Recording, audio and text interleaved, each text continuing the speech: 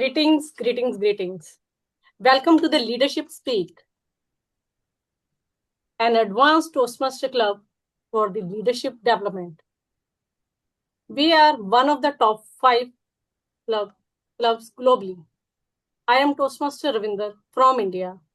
Today, I am Sergeant at Arms of the meeting. Let me reiterate the club mission. We provide a sportive and positive learning experience in which members are empowered to develop communication and leadership skills, resulting in greater self-confidence and personal growth. Leadership Speak is the premier club for experienced Toastmasters to become better self-directed leaders. We are an advanced club focused primarily on leadership development in everything we do. Our timer has virtual hand raised, so we all can immediately see who is keeping the time. Our TMOD, who will lead our meeting, is Toastmaster Ghada Almojarkish from Canada. She is a self-directed leader with a strong passion for personal and professional growth. She values self-awareness, empathy, and purposeful communication. These qualities guide her how to lead and connect with others. Her goal is to inspire others to lead from within with authenticity, compassion, and confidence. By profession, she is a family counselor, social service worker, and mental health supporter, especially for refugees and newcomers. Please help me welcome our Toastmaster of the day, Toastmaster Ghada Almojarkish. The virtual stage is all yours. Thank you, Ravinder. Ladies and gentlemen, before we begin our meeting today, I'd like to invite our President Holmes for a moment of remembrance to honor the memory of our dear Toastmaster family member who recently passed away. Holmes.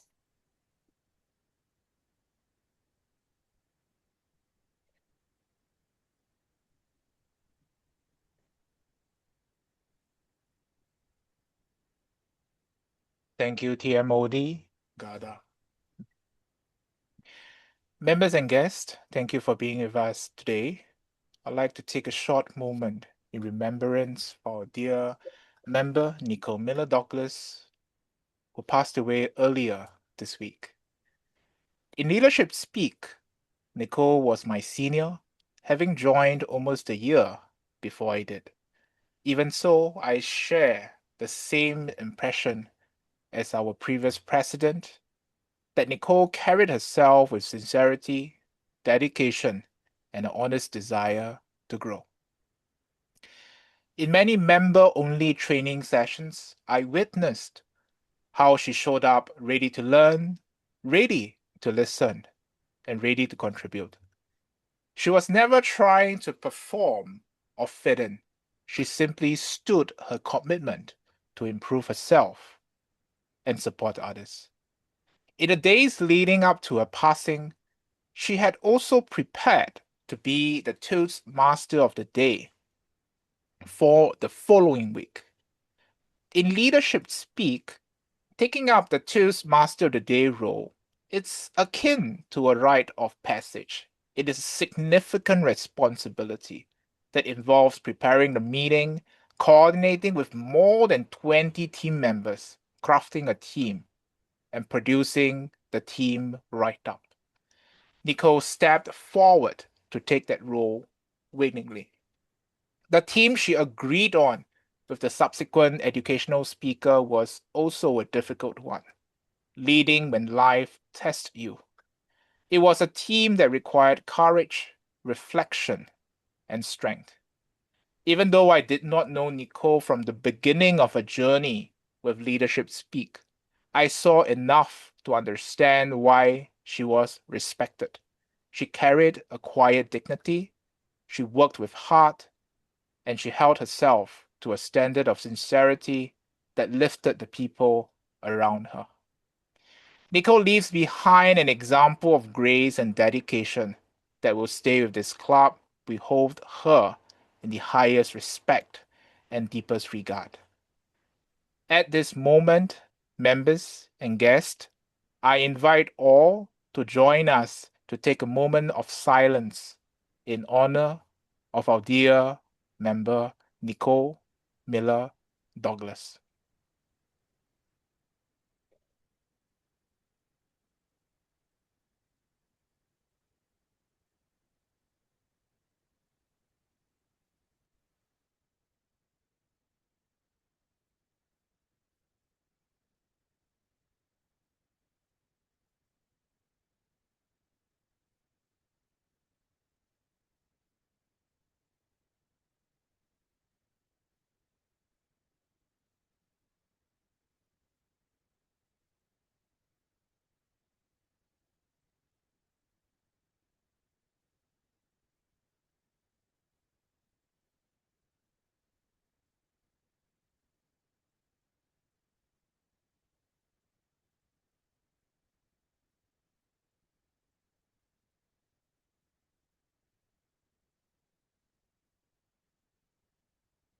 Thank you for sharing this time and space with us. With that, I'd like to hand back over to our Toastmaster of the day, Ghada Almojarkish, to lead us in today's meeting. Over to you, Ghada.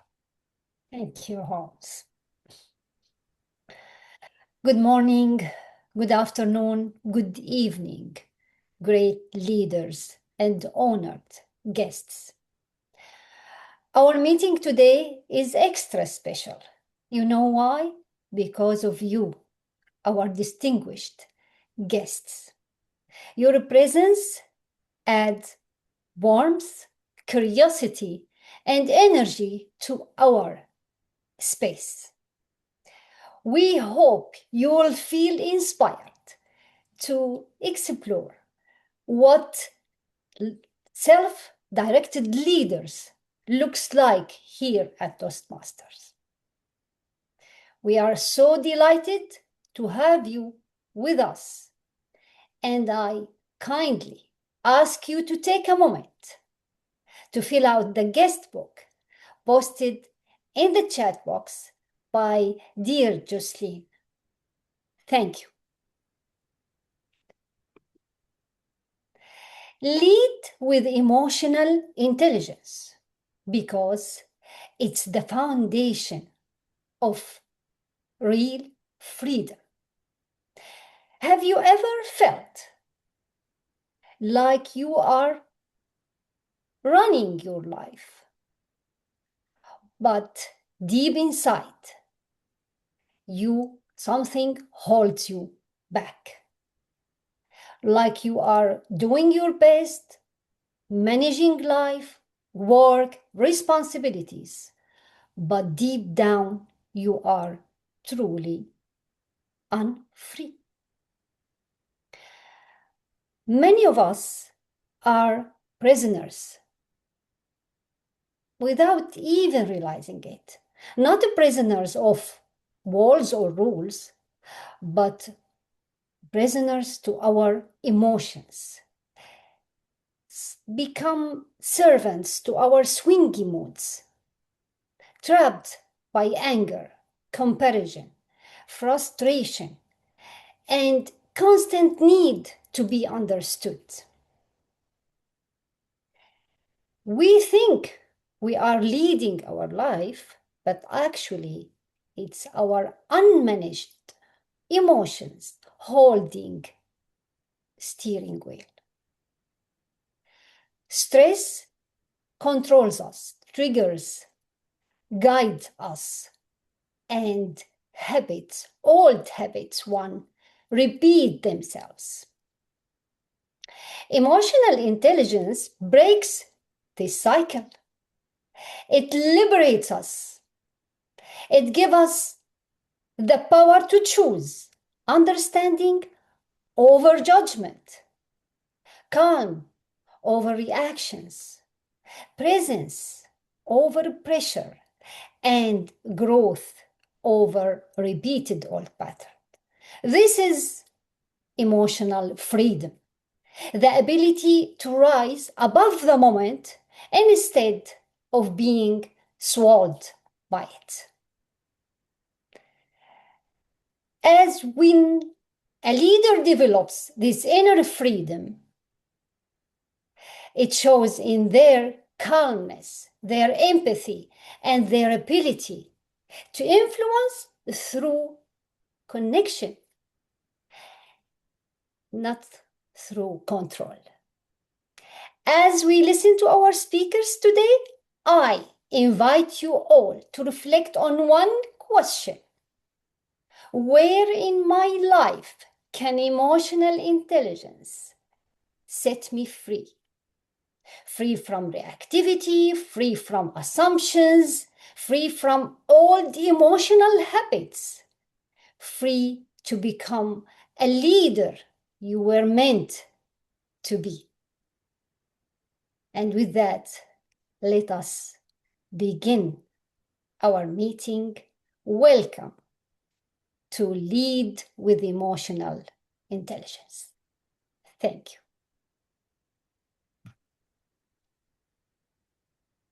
Dan?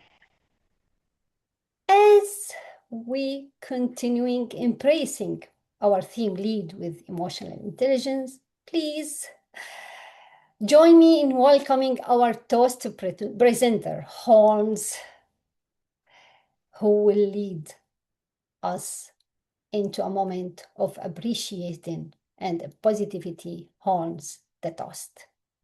Thank you. Thank you, Madam TMOD. Fellow leaders, today's world moves faster than ever. Technology changes so quickly that no industry is spared. New systems, new tools, new expectations reshape our work almost every other month. And in this fast-moving landscape, leadership must evolve. One of the biggest shifts is the growing need for empathy. Teams today face stress, tight timelines, and cultural diversity. Leaders, all of us here, we are expected not only to manage the task, but to understand people. Empathy is no longer optional. It is part of how trust is built.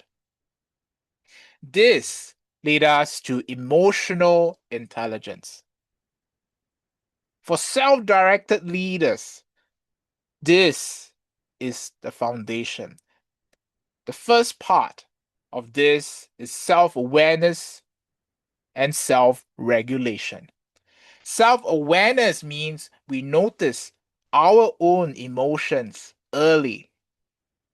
And self-regulation means we can choose our responses wisely instead of just reacting in the moment.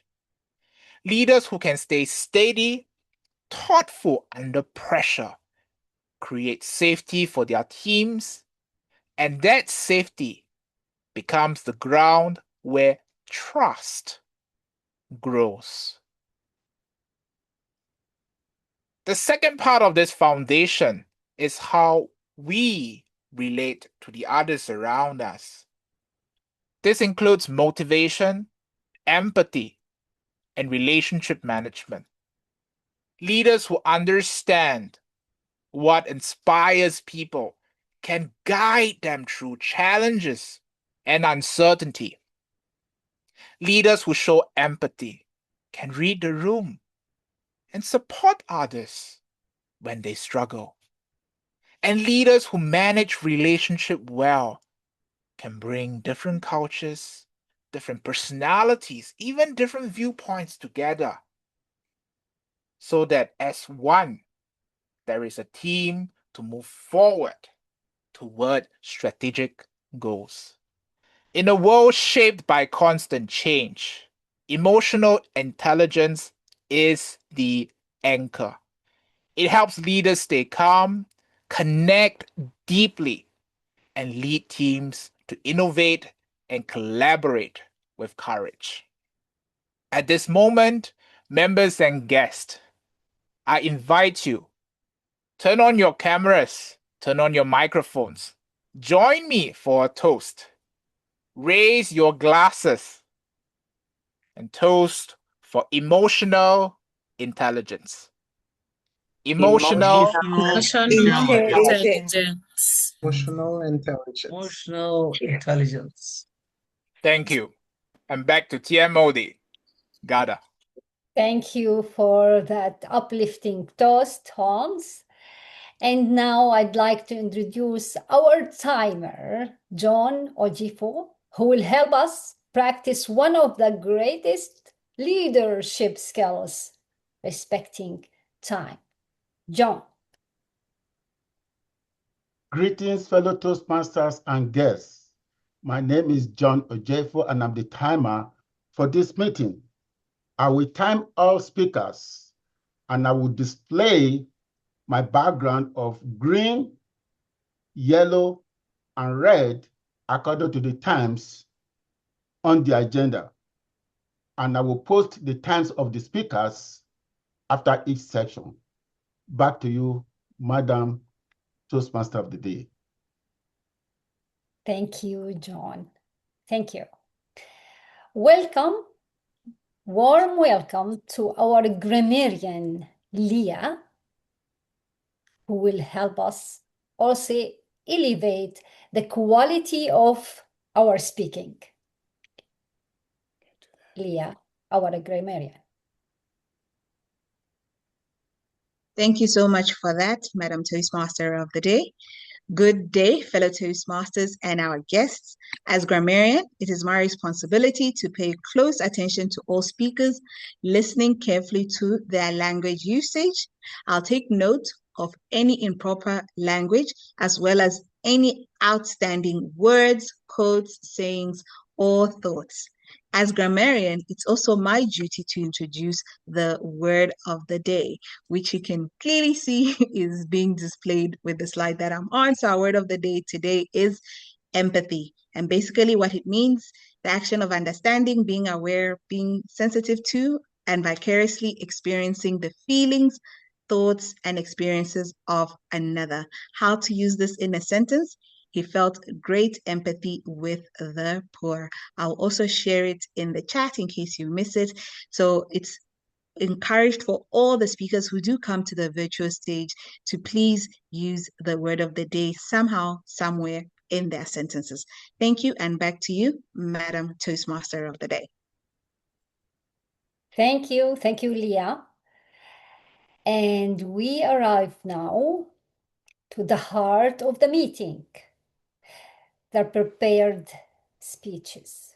But let me first give a very special welcome to our guests. You are here today sharing our growth. And in this club, we support each other. We lead ourselves with emotional intelligence, with connections and openness. I remind you to fill out the guest book posted in the chat box. Thank you. It's my pleasure to introduce our educational speaker.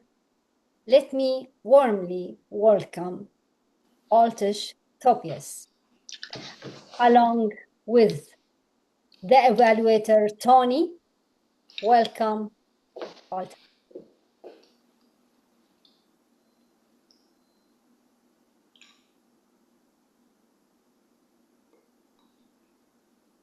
Okay, thank you, Toastmaster of the Day.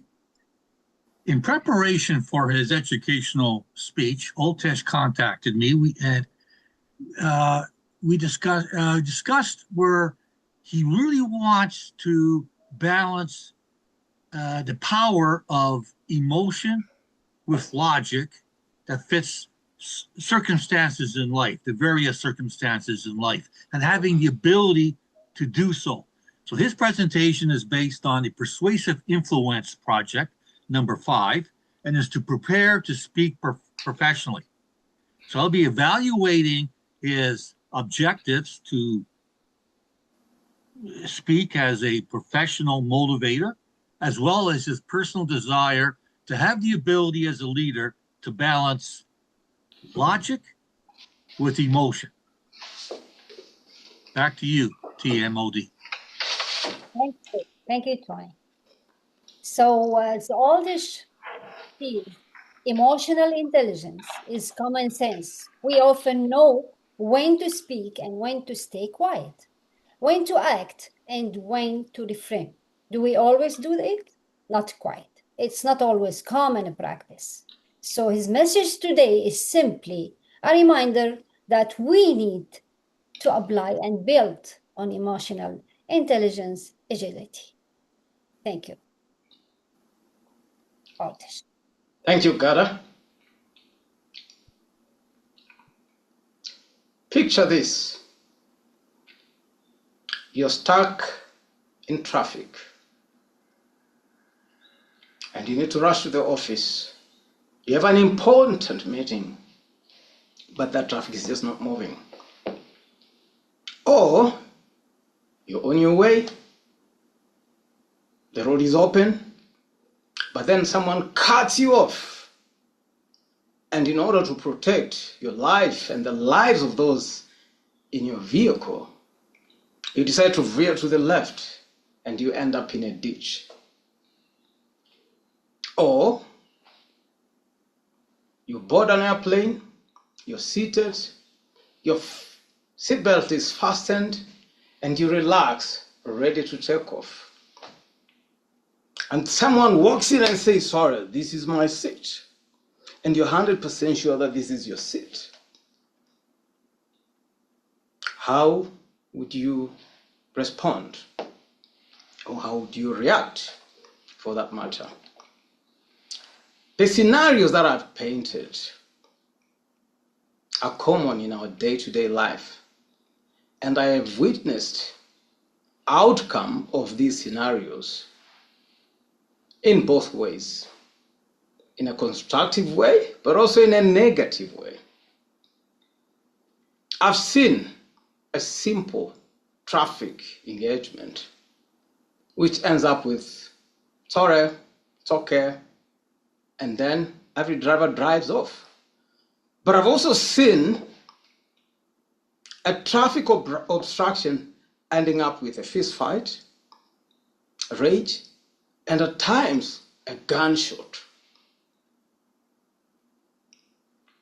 Or you receive an email, someone accusing you of something that you did not do, copying everyone in the organization, including your boss, and you're 100% sure that that was not me.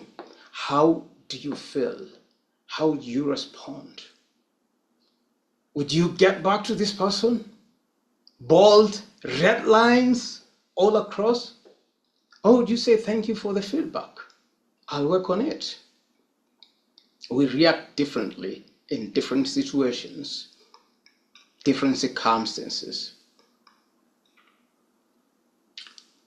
And the conversation of emotional intelligence came at the right time. When we see what is going on around the world, leaders not living to the promises of the people they serve,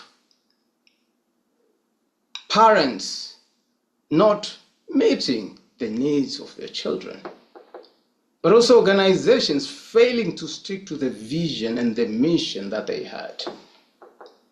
It all hinges on emotional intelligence. I'm happy that Ghada, Holmes painted a very good background on emotional intelligence.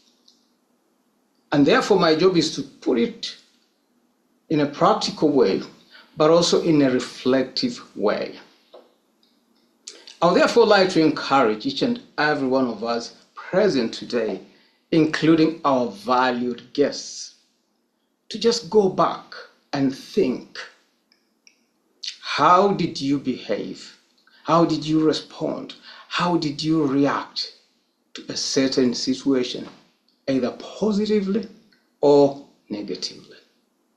And as you think back to that moment, look at your family, your immediate members, look at your place of work or business, or maybe your community, both the positive and the negative. How did you react? Reading through a lot of literature, I came across quite an interesting definition of emotional intelligence. And this is from Daniel Goleman.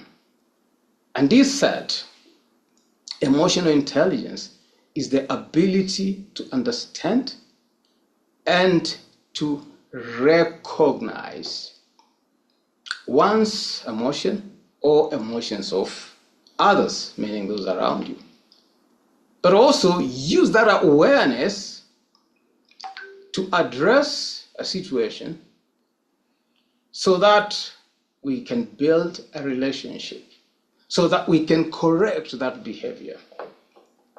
And I found this definition quite interesting because when we experience a situation, we need, of course, to attain a certain outcome, meaning we need to correct a behavior. But we also need to ensure that after correcting that behavior, that relationship continues. I've seen many times we correct a behavior, but the relationship ends. Or at times, we ignore the behavior so that we can continue the relationship. Now, emotional intelligence is to be able to balance the two in order to continue in a harmonious life. But the most interesting that I've noted is emotional intelligence is a very tricky kind of environment or action for that matter, or behavior. Why? Because it depends on the environment, it depends on the context, but it also depends if is it happening within your comfort zone or outside your comfort zone. And as I look back, I'm reminded of a conversation that I had with a friend, a work colleague, and he said, Oltesh, I heard this about you. Someone told me that you said, I'm going to fire you. And I said, but you know that that's not part of my DNA. You know that I don't even have a terminology, I'm going to fire you, in my vocabulary. Because my colleague understands the environment that conversation could have happened, he said, Oltesh, I've worked with you for more than 15 years, and I understand that you will not utter such words. But he reminded me on one thing, that if you were angry at that time, there is a possibility that these words came out of your mouth. Much as I don't recall a colleague who was involved in that conversation was 100% sure that I say that. So it turns out that we can exercise our emotional intelligence in a normal environment, when the waters are cool, when the sun is shining, or when everyone is happy.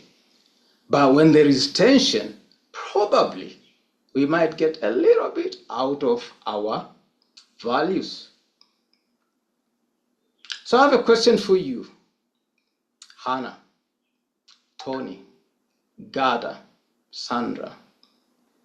How do you behave when you're outside of your normal magnitude of operation? Because that is where our emotional intelligence is measured. Now, as we continue reflecting, I'm reminded of some of the disadvantages that might ensue if we don't exercise emotional intelligence. At work, we will see that there's a reduced engagement among employees. At home, you will realize that there's a distance between family members. I'm reminded of a young man whose parents were very rich, but he said something that was quite touching. He said, the only relationship between myself and my father is financial. He pays my school fees, he dresses me, he makes sure that I eat, but there's no any other relationship. Disengaged. Now, if we lack or if we don't exercise emotional intelligence, in all our spheres of life, there is a chance that our engagement is reduced. The second one is if there is lack of emotional intelligence, there is also a chance that we will observe frequent staff turnover at our place of work. But in a one-on-one or in a personal relationship, we will observe that we will be losing our friends, or they will just be keeping a distance because they don't feel safe emotionally to be around you.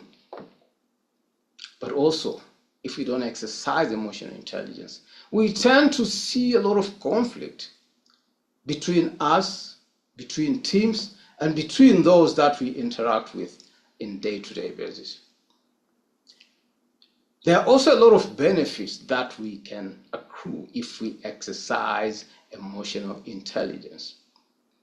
And I have noted that if I'm in a good space, there is always that cohesion with those that I interact with. I feel safe to sit with them. I feel safe to interact with them. I also feel safe just to be around them. To the extent that if there is a problem, I will kill for them. I will die for them. It is also important that when there is emotional intelligence among team, the level of conflict is reduced or minimized for that matter. I'm also reminded that when those that lead, those that we depend on, exercise emotional intelligence, every member of the team would like to make sure that they contribute, they participate, they add value. So we have now seen what are the disadvantages of failure to exercise emotional intelligence, but what are the benefits? So the next item is, how do we do it? How do we make it happen? So I want to go back to some of the tips that President Holmes shared. He talks about awareness. And I want to dig a little bit deeper into that conversation. So awareness is one of the most important aspects when it comes to emotional intelligence. Now, awareness is divided into two parts. Awareness of self, but also awareness of others. So in terms of awareness of self, we need to know what are the triggers, what disappoints us, what angers us, but what also makes us happy. And when we are aware of those, we will now be able to address any situation that happens in our day-to-day life. Awareness can also go beyond the triggers. It is also us being able to do that self-assessment.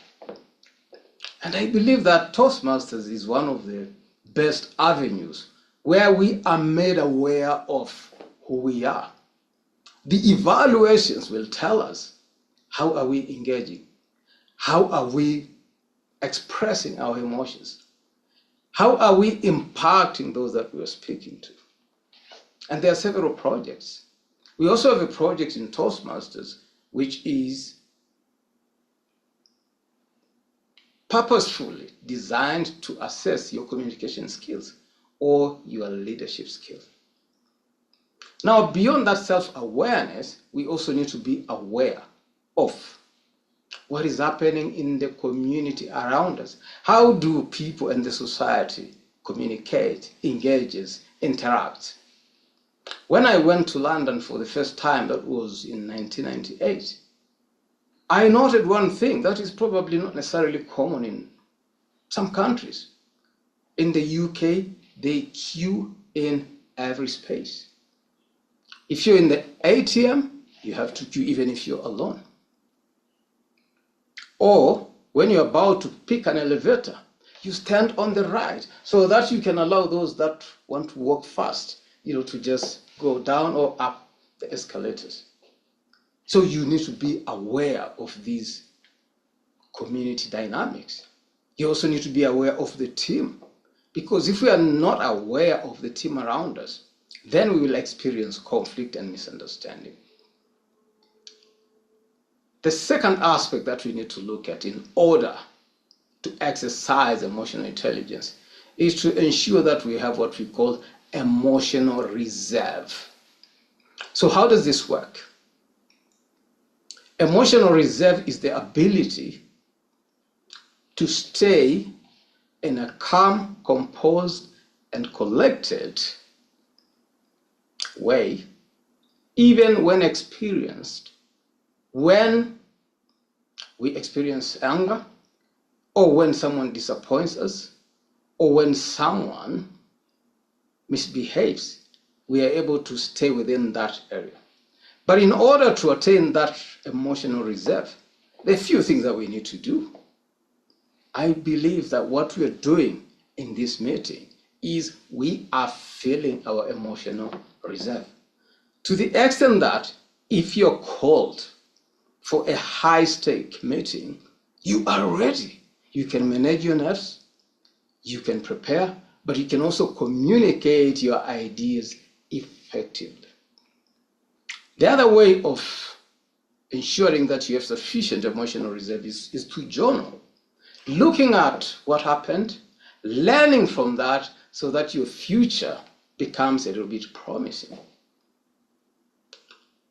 Another way of doing it is to just ensure that when you start your day, you look at your day, you visualize your day, that this is how my day is going to look like.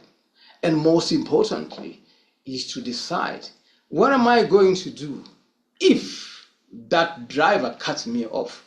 What am I going to do in this difficult conversation that I'm going to conduct today? So if you prepare and you see that future, then it helps you to fill up your emotional tank and be able to absorb any pressure. And the last one, which is really important, is to have boundaries, or philosophy for that matter. What do I mean? We need to decide in advance, what do I do if this situation was to happen? If someone spoke negatively about me, do I behave the way they behaved? Or should I be the wise one, take the high road and address the situation? What are my values? We face and experience temptations every day. Some of us fall into these temptations, and some of us, because we have clear values, we sail through these temptations safely.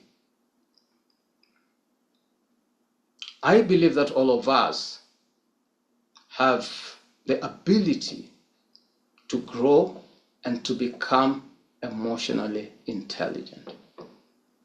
And as we were practicing this session today, I'm reminded of something that Ghada said. She said emotional intelligence is not about knowing how to do it. Emotional intelligence is not about acting. She said emotional intelligence is about becoming. It's about being. And this is where I would like all of us to be. It's not about acting, it's about becoming. To the extent that should any situation happens, you are emotionally strong. And as I finish, I would like you to think about this. How would you behave when you're happy? You're really, really happy. Would you jump, hit the roof? Would you sleep? Would you turn that music loud and your neighbors won't sleep? How would you behave? What would you do when you're so peaceful? Would you sleep the entire day? Would you invite others into that party of being peaceful? What about when you experience fear? Or what should you do when you're surprised? Or when you're sad? Or when you're angry? So I would like to leave you with this. Let us be intentional. When we are happy, we can be happy without affecting others. When we are in a peaceful environment, we can also do it in a way that no one will be at a disadvantage. When fear strikes, we just need to remember that that is a stepping stone to greatness. We therefore need to stay and focus. When we are surprised or when we are sad or when we are angry, we equally need to stay within that spectrum.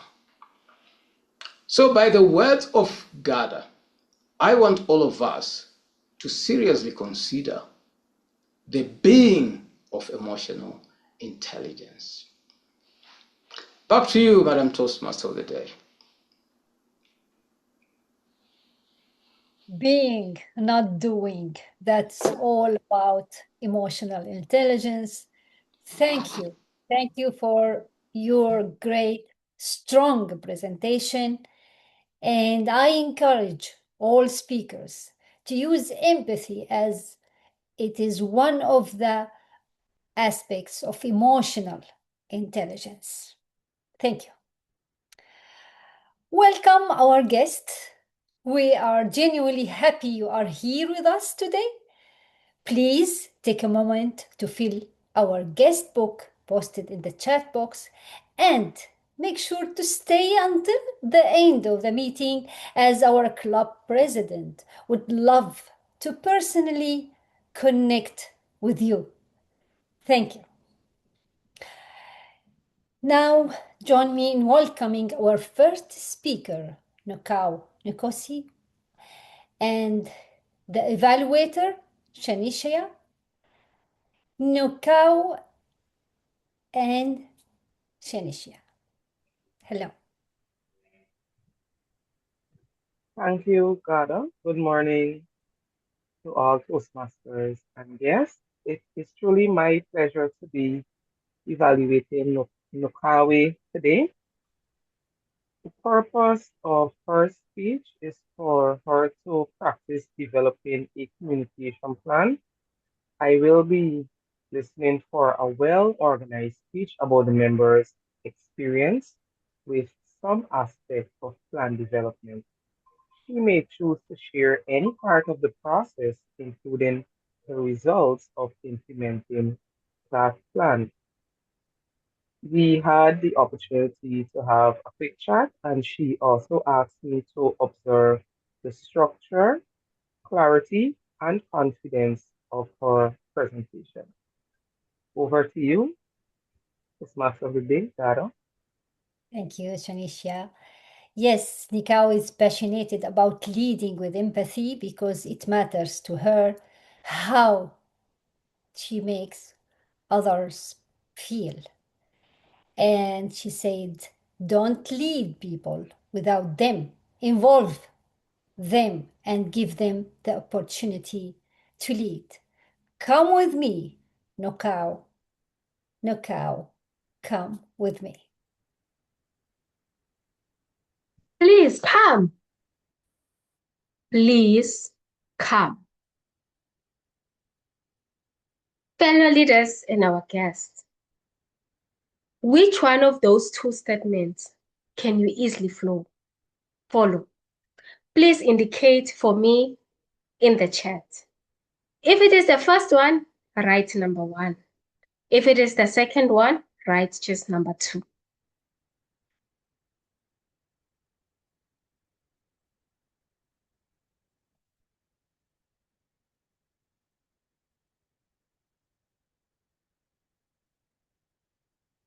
Thank you so much. I see a lot of number 2. This teaches us that the way we communicate and the tone of our voice matters the most as the message that we want to relay to others. Fellow leaders and to our guests, I had an opportunity to develop a communication plan for my division.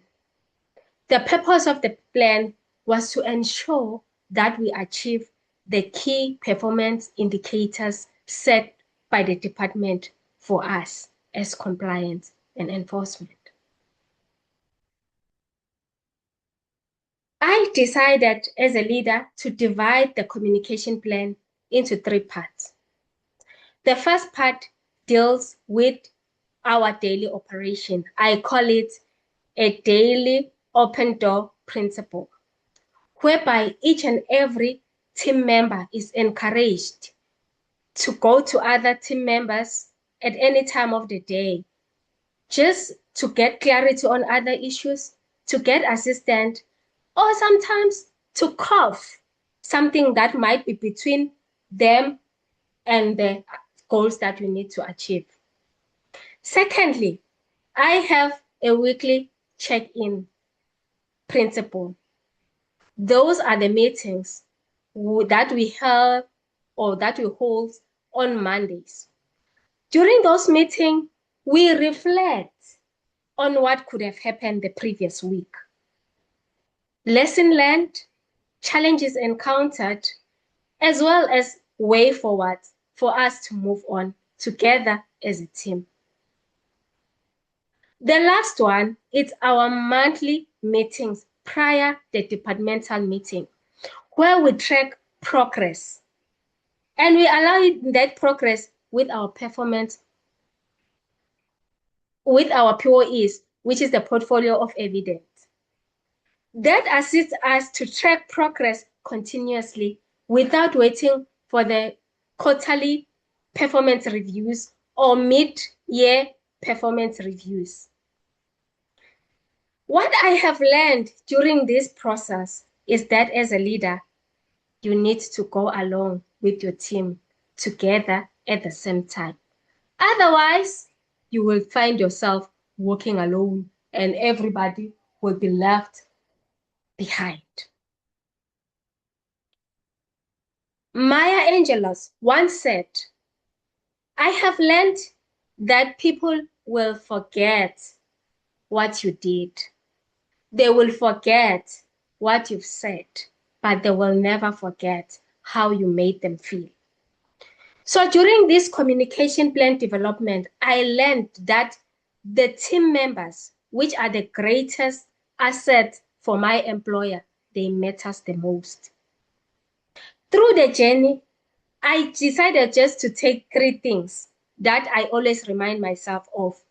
These things help me to implement the plan and to walk through the plan with ease. The first one is that it is important to communicate with clarity and confidence, because now you have developed a communication plan. If you communicate it with clarity, you make your team members to believe in yourself, that you know exactly what you want them to do and what you aspire to achieve together with them. Secondly, I learned that it is very important to communicate your plan with empathy. Be observant, listen. If there's anything that doesn't go well or challenges, be quick to address them. By so doing, you easily gain trust from your team members, because without them, you are alone. Thirdly, I learned that it is important to sell the plan to the members so that they own it and allow the plan to continuously give all members an equal opportunity for feedback, to give and to take feedback. Fellow leaders, the way we communicate with ourselves and with others, it determines the success of what we aspire to achieve. When we communicate our goals, our vision, let us be empathetic. Let us put ourselves in others' shoes. Should this be said to me in this way, how will I feel? If you'll feel good, definitely do it to others. But if not, I dare you, don't do it. With those words, allow me to say that when we develop our communication plan, let us pause. Let us come, go with all the members. Come and go with me in an empathetic way. Back to you, Madam Toastmaster. Thank you for this meaningful speech. Thank you. Now, welcome to our second speaker, Joyce, Kibe. I'll invite the evaluator also, Angela Brown. Hello, Joyce. Hi, Ghada, how are you? Hello. I'd like to tell the purpose of Joyce's speech. The purpose of this project is to practice applying feedback and serve as a speech evaluator during a club meeting. The purpose of this speech is for the member to present a speech and receive feedback from the evaluator. Thank you. Thank you. So live after the laptop, Joyce Kibe, live after the laptop. Today, I feel like I am giving an icebreaker. This is because this is my first speech at Leadership Speak. Most of you may be wondering why live after the laptop. This means what I do after my 8 to 5 job. Without blowing my trumpet, I normally have colleagues ask me, Joyce, how many hours do you have in a day? Joyce, what time do you get home? And I sit back, and today I will give you a snippet of what I do after my 8 to 5 job. First and foremost, I am a Toastmaster. I have been a Toastmaster since 2021, and to date, I have grown from being a treasurer and being the club president. Additionally, I am the program quality director in my area in District 114. Our club meets twice a month, second Thursday and fourth Thursday, an evening meeting. Not forgetting, I'm also a Toastmaster at Leadership Speak that meets every single Saturday, which I am proud of. Secondly, I love sports. I play basically all ball games. But for today, I will be speaking about 4. I play basketball, table tennis, volleyball, and netball. Mostly, I play basketball and table tennis throughout the year. This is because we have tournaments that happen every single month. For volleyball and netball, we happen to have them towards the end of the year, September and October, when we are having interbanks. Thirdly, I serve in my local church.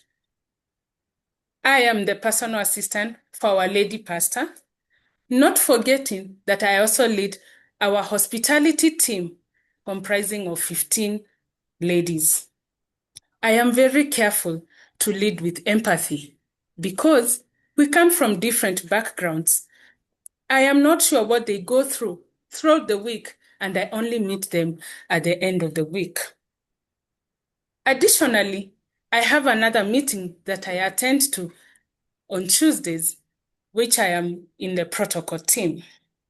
Most of you have seen me how I dress on Tuesdays with a tie, with a suit. Now you know why I come like that sometimes in the Tuesdays meeting. Fourthly, I love organizing events. I am an event planner, and also I speak on social matters and also financial management. When called upon, I will plan for bridal showers, baby showers, weddings, name them. You just need to give me the number, the place, and how you want the event to be. On matters of social capital, I also speak to have people manage their finances very well and know who to get involved with. All this, I do them willingly and with an open heart. I am a mother and a wife, and I am very, very careful to ensure that I don't drop the ball. Thank God for my first pathway when I learned about project management and leadership, and also how to manage my own time. On Mondays, I take some rest. On Tuesdays, I go to that Tuesday worship. On Wednesday, I practice for my basketball, and Friday, I go for my table tennis. With all this, I have had to have an understanding with my family and not forgetting my supportive spouse, who has not stood in my way in undertaking all these activities. And as a takeaway for each and every one of you, I'm challenging you. Take up something that you love. Let your life not just revolve around your work that is behind the laptop. What are you doing after the laptop? I am sure there is something that you love to do. Personally, I have decided to do the extracurricular activities, or rather to things that I love to do. That is being a Toastmaster, sports, serving in church, and organizing events. Back to you, Toastmaster of the Day. Thank you. Thank you. I might take your phone number. Who knows? Okay. Thank you. So now to our third speaker for this meeting, Atul Sankar, and our evaluator, Ghada. Please, I'm inviting Ghada with our third speaker today. Hello, Atul. Hello, Toastmaster Pate, how are you? I'm good. Hello, hi. Hi, Ghada. Thank you. Toastmaster of the day. The purpose of Atul's speech today is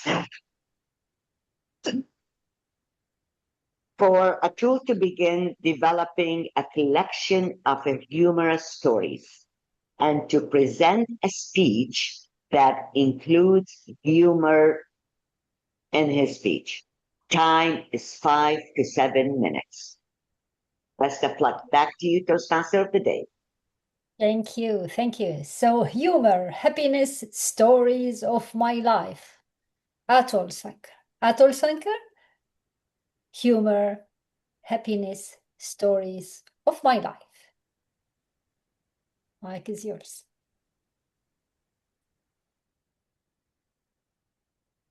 Fellow Toastmasters and guests, some people say humor is a talent. I disagree. The life itself is a humor. I don't go looking for it. It finds me the way mosquitoes find me in Tanzania, naturally and in bulk. So I will be sharing some stories of my life, and that is a humor that happens. Please control your humor.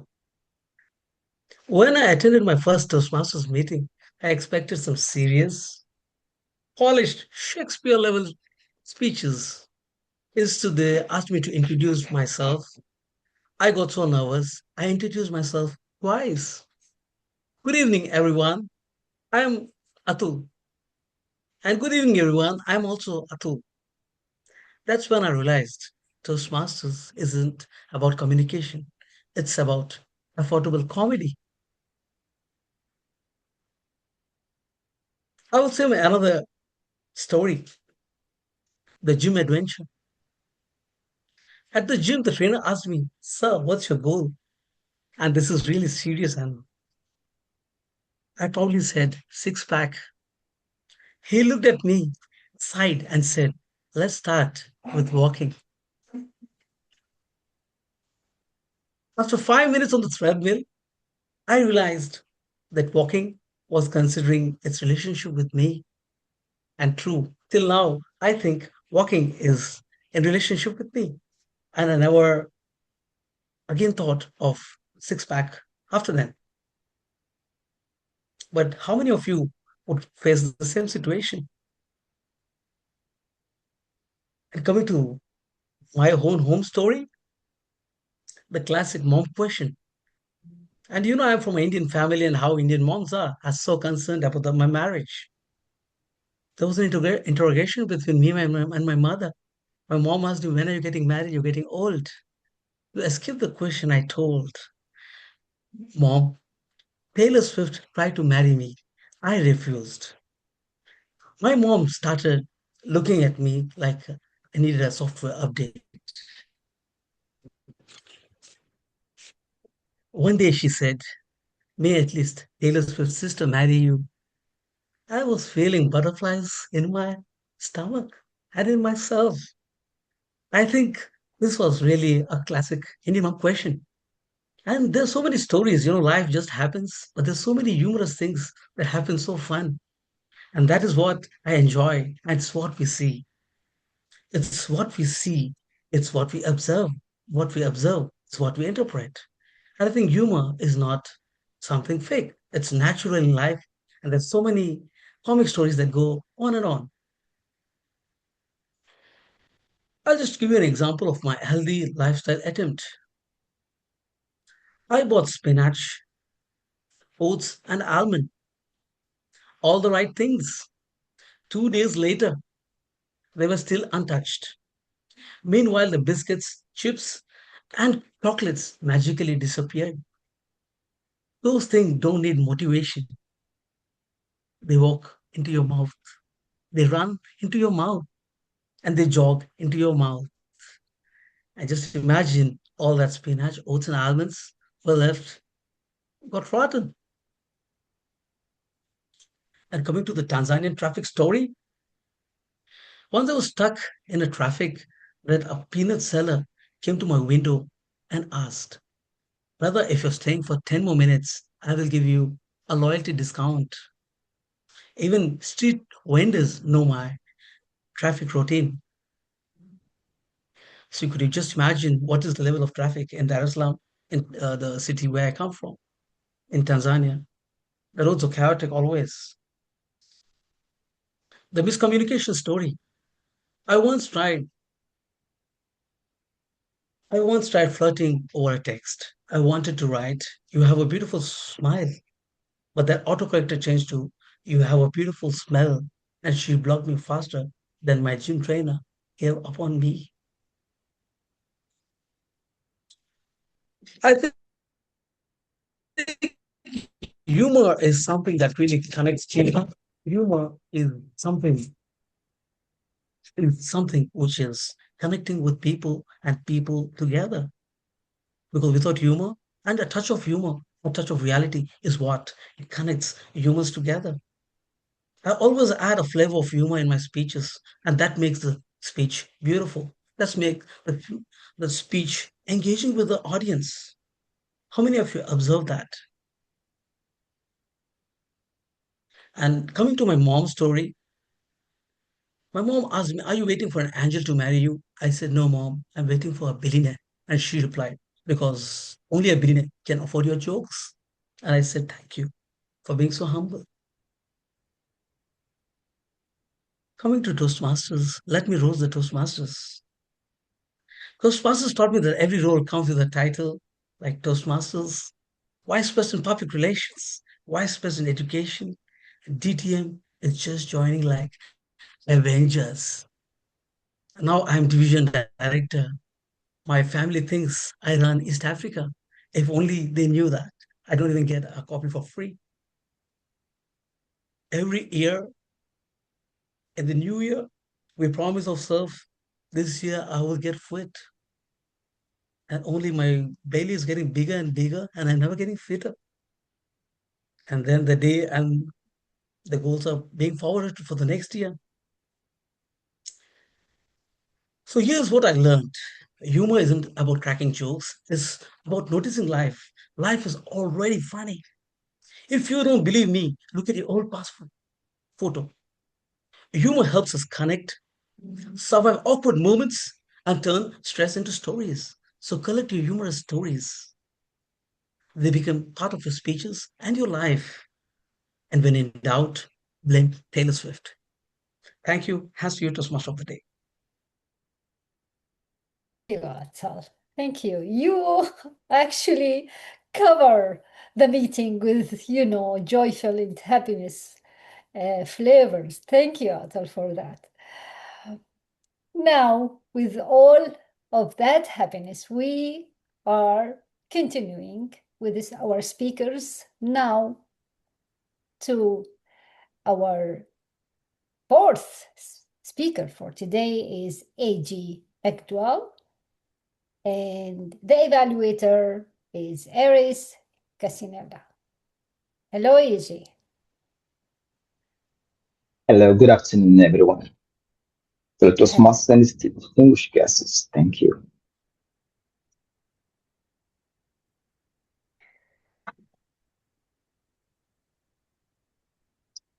Okay, if I may go ahead, our next speaker is E.J. McDowell, presenting her project for introduction to vocal variety and body language with her speech entitled The Secret to Transformation. As her evaluator, I'll be paying close attention to how she uses both her voice and her body to enhance her message, specifically her pacing, her tone, her pitch, and volume, as well as her gestures, movement, and overall stage presence. This project is all about using vocal variety and body language intentionally to strengthen impact. Please help me welcome the always engaging, inspiring E.J. McDowell with the secret to transformation. Thank you.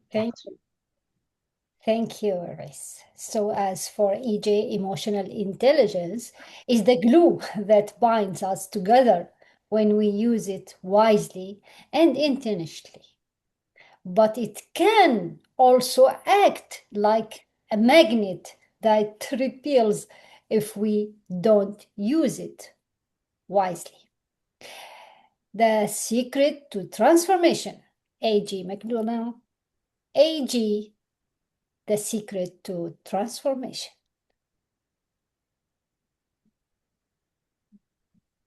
I've had the privilege, the fulfillment, and honestly, the enduring love affair for 30 plus years as an entrepreneur and serving in creative hair salons across the United States.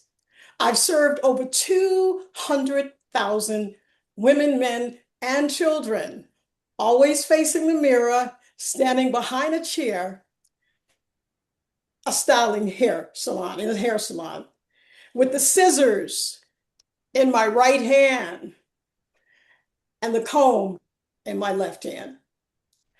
I've been listening, creating, laughing, crying, coaching, advising, and yes, encouraging, and helping my clients feel great and look amazing. Imagine this. I've heard passionate love stories.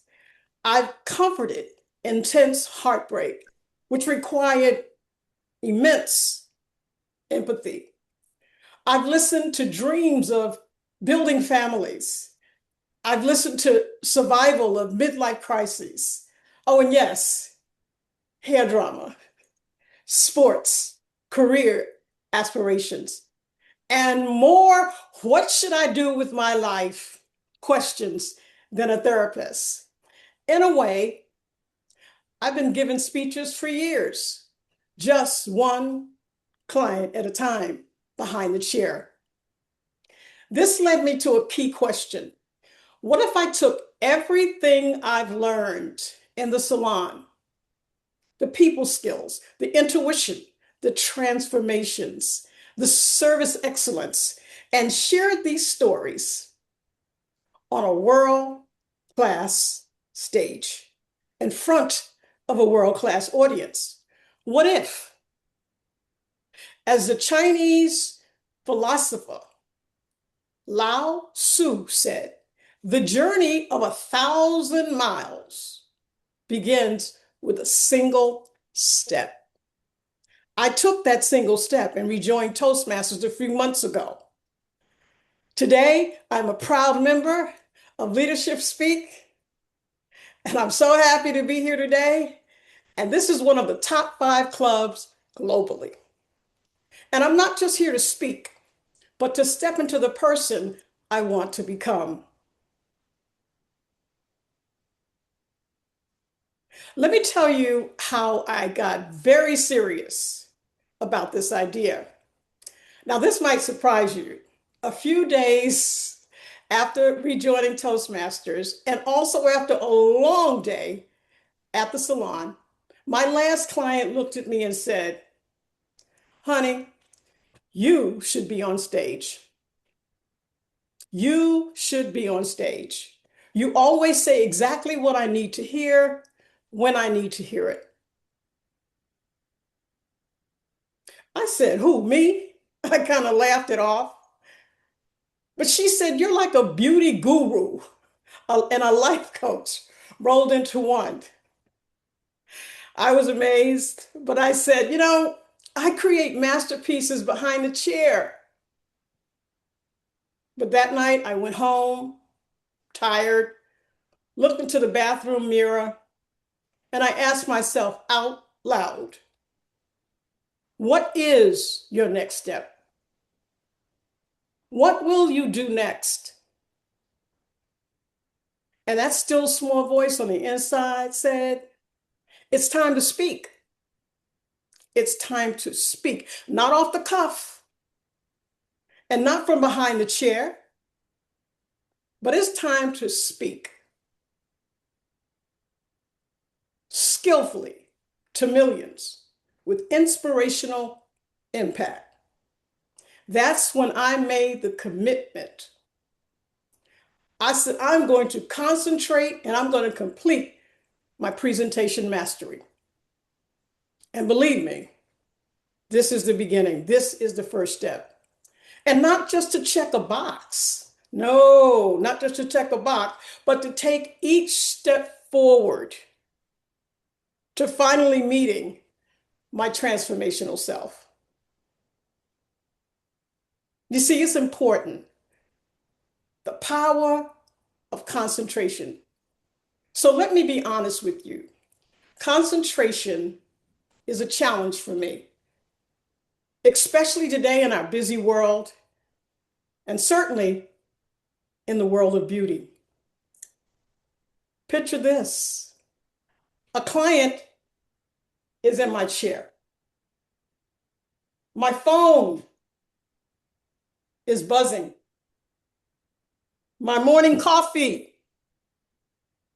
is cold, very cold. It's 4 o'clock in the afternoon, and I haven't eaten lunch yet. How many of you would be hangry? That is, hungry and angry. Seriously, but here it is. The lesson I had to learn after decades of holding space for others and serving thousands and thousands of clients, I finally realized that the secret to my transformation is concentration. Let me share that one more time. The secret to transformation is concentration. For instance, when I create a masterpiece behind the chair, I'm not thinking about anything else but one person, one head, and one result. I am bringing that mindset right here, right now. I'm bringing it into my speaking journey to be focused and to concentrate on one speech at a time. Just one step at a time. And one goal at a time. Concentration isn't just about cutting distractions. It's about tuning in to what matters the most. I know what it's like to work behind the scenes. I've done it for over 30 years. But it's time to speak. Time to step out into the dawn of each new day. Not to perform, but to come alive, to share, to serve, and to grow. Now, here's my challenge to you. What dreams lie hidden within you, longing to be set free? What talent have you been ignoring? Questioning yourself. Who? Me? It's time to move from behind the chair, behind the desk, the laptop, behind the doubt, behind the fear, behind the tears, and yes, from behind the failures. Will you take your next step? Because whether you're cutting hair, building a business, growing a career, finishing your pathway, or delivering a winning international speech, we only have one life to live. And the power to transform our lives is within us. So, let your light shine and illuminate the world. And together, let's focus our mental, our physical, our spiritual energy towards fulfilling our dreams. And know this truth, that the secret of our transformation, it lies supreme in the power of our concentration. Back to you, Madam Toastmaster of the day. Thank you for this meaningful speech. Thank you, EJ. You're welcome. Now, it's my pleasure to introduce our fifth speaker for today, Amber Katrina. Hello, Amber. And I'll also invite the evaluator, Nelly Jane, to the spot. Thank you.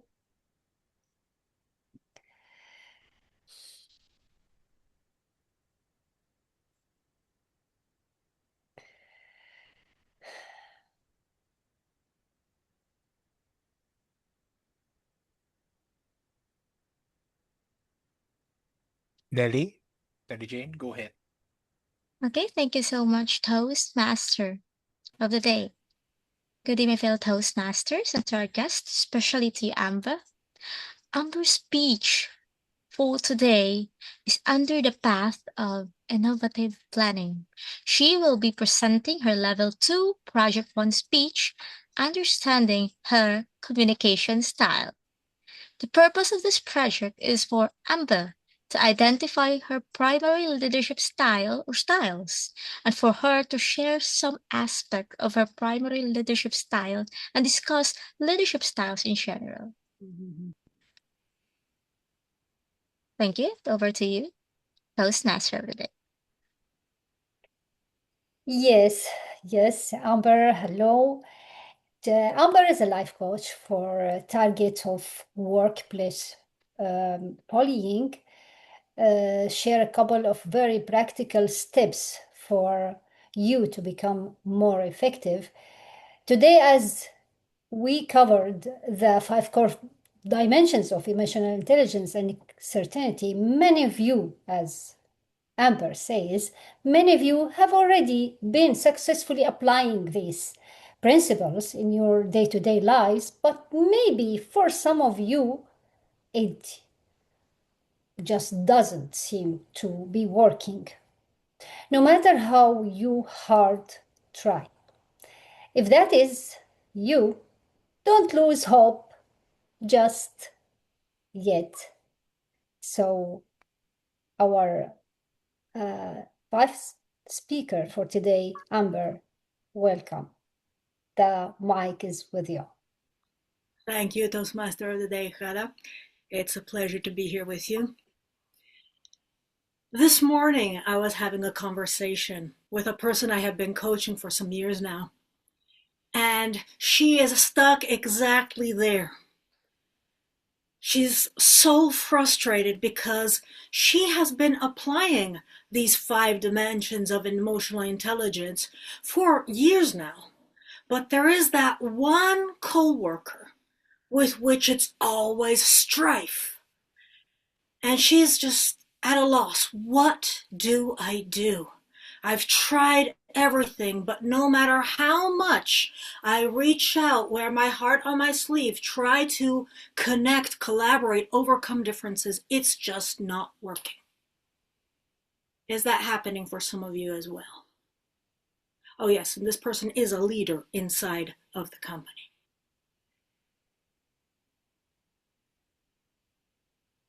Get this, the other person that she's having these clashes with is a strong advocate for emotional intelligence too. They're very loud advocate, always preaching about emotional intelligence, and yet it just doesn't work. Now how on earth is that possible? Did Goleman lie to us? Is it not true that they work? Oh, absolutely not. You see, the principles that are laid out in that book are focusing on relationships between healthy people, relationships between people who actually genuinely want to reach an agreement. At the same time, he doesn't dive into it, but he does warn, these principles, these techniques, these strategies can be very easily weaponized by people with chameleon ethics who do everything right, say everything right, and on the surface they look like fabulous, radiant examples, great leaders, so intelligent, so loving, so caring for everyone, but who in fact are manipulating the environment for their own outcome. And even the people inside the company, inside the organization, whatever it is, who know about this are held hostage, so to speak, because there just seems to be no way to protect themselves from these sneaky people. So what should we do? Should we just toss out emotional intelligence? Not do it because it's not going to work anyways with these people? Oh no, you absolutely need to keep building your self-awareness. Keep building that skill set. Keep having those honest, open conversations, looking for solutions with other people. At the same time, you want to do something very counterintuitive. You want to become an ethical chameleon.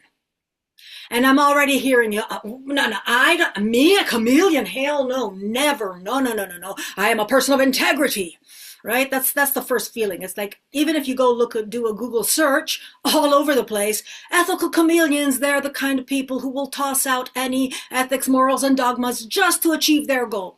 Yeah, that's the person I just described, the one with chameleon ethics, the one with no ethics, actually. They are people who shapeshift into an entirely different animal. A chameleon instead, poor thing, he's already an ugly lizard, warts and all. Nobody wants to hang out with him, very few, other lizards maybe, right? And he also has to be accused of lacking in integrity. He only has one thing going for him, that when he's in danger, he can change the color of his skin to blend into the background and become invisible and keep safe. Now, if you choose consciously to become an ethical chameleon, the reason you can say you are being ethical is that you are doing it for the right reasons. You are doing it to keep everyone else in the equation safe with you, not just yourself. You are leading with emotional intelligence. You have self-awareness, but you also have situational awareness. And you notice those small things, and you know how to keep yourself in check so that you don't expose that narcissistic, manipulative person. And you say, wait a minute, why should I not expose them? Shouldn't we get rid of the toxic people? You can't. You just cannot. You see, toxic people, one thing I've been saying for 7 years now is that all narcissists are bullies. All toxic people are bullies. But not all bullies are toxic. And it takes time. It takes empathy to recognize the difference. Sometimes the person you are the most scared of is the most honest, down-to-earth, warm-hearted person. They're just stuck in survival mode. And perhaps it's just by your empathy, your patience, you're not showing them up, you choosing to allow them to save face, that you can help them feel safe enough to heal on the inside and slowly develop their own 5 dimensions of emotional intelligence. So use that empathy strategically. Know when to blend into the background and know when to stand out. Know when to lift someone up, know when to avoid calling them out. And choose on the daily to be loving, kind, generous, always presume the best while at the same time knowing in your mind, wait a minute, this could actually be the worst. Just by being like that, you are leading not only yourself, but everyone else around you. Back to you, Madam Toastmaster. Thank you, Amber. Actually, yes, emotional intelligence is not a decision, it's a journey. And empathy is not like standing in someone else's shoes, but confidently keep standing in our shoes. Thank you so much, Amber. And at the end of, this speaking or speeches time now, kindly I'll ask John to post the timer's report in the chat box. Thank you. Meanwhile, I'll invite the Zoom master to launch the poll of the speakers, please. Hannah, yes.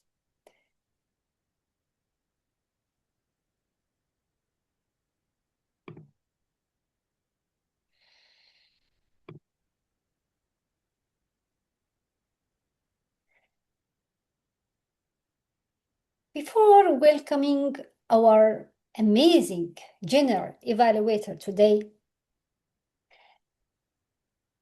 dear guests, Thank you for joining us. We are honored to have you here. You are not just visitors. No, you are potential leaders in a supportive community that believes in self-awareness, empathy, and emotional intelligent leadership. Thank you again. Now, let us welcome our General Evaluator, Ghada Flex, who will guide the evaluation team and offer insights our overall meeting. Ghada Felix has been a Toastmaster since June 2014. She has held many roles in and outside the club. She served as District 86 Pathway Chair for 2023-2025 and presently served on the IDEA Committee of District 86. Let us welcome Ghada. Welcome. Hello, Ghada. Hello, and thank you, Toastmaster of the Day, for the introduction.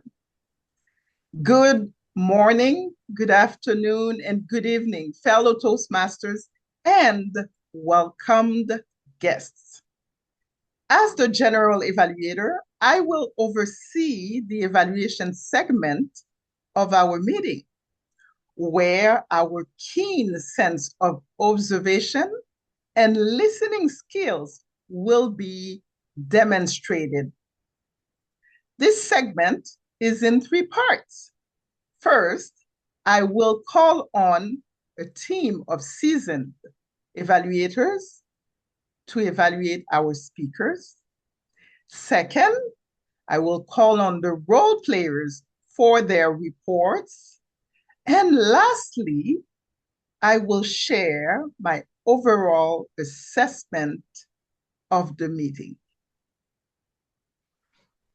Are we all ready to listen, to participate in this segment? Today, I will start by calling on Veronica Susie. She is evaluating the toast delivered by Holmes Tang. For Veronica, leading with emotional intelligence is important because emotional intelligence brings team together. Please help me welcome Veronica Susie. Thank you very much, General Evaluator. Emotional intelligence. What a critical theme for today. And earlier on, when I connected with Holmes, he requested me to check on his connection, especially the emotional connection with the audience. And I would believe he managed to do just that. Holmes, your entrance was very capturing. And you had beautiful eye contact. You had the energy, which I believed for me is part of the emotions of connecting with your audience, especially considering the important topic of emotional intelligence. And one quote that I liked was, empathy is no longer option. It is part of how trust is built in a team. Again, that was like a call to action for your audience to utilize emotional intelligence in our day-to-day leading. What I would request you to do in future is maybe to utilize vocal variety more and lower your voice where necessary. Because I felt there was a bit of monotone where your voice was like the same, where you were very excited but there were instances which I felt a lower tone would have helped to improve your speech. Otherwise, well done. Very beautiful speech. And finally, I like the way you paused when you called on all of us to connect with you. It allowed us to collect ourselves and to pick our glasses as we also participated in the toast. Thank you, Madam General Evaluator. Thank you, Toastmaster Veronica Susie. What I noticed in your evaluation, you gave glows and grows. You shared with us what worked and what didn't. What I also would like to see, as you mentioned, there were instances where Holmes should lower his voice. What were those instances? What I would like you to do next time is to be more specific when you are giving examples so that Holmes know right away how, not only why, but also how he needs to change what the recommendations that you are giving to him. I also liked that you finish on a positive note. Thank you. Now, it is time for Lydia Wanjiku, who is evaluating the role played by our Toastmaster of the day, Ghada Almojarkish. For Lydia, emotional intelligence means being aware of her own feelings, managing them wisely, and empathetically tuning into others' emotions to build better relationships and make smarter decisions. Please help me welcome Lydia Wanjiku.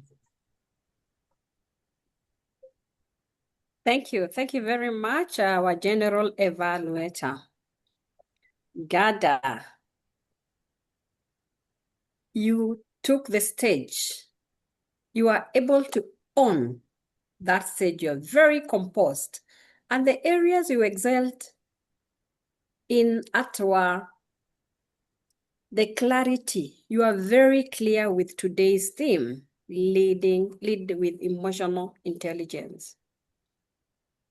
My key takeaway was you prepared well because you demonstrated a good understanding of the emotional intelligence.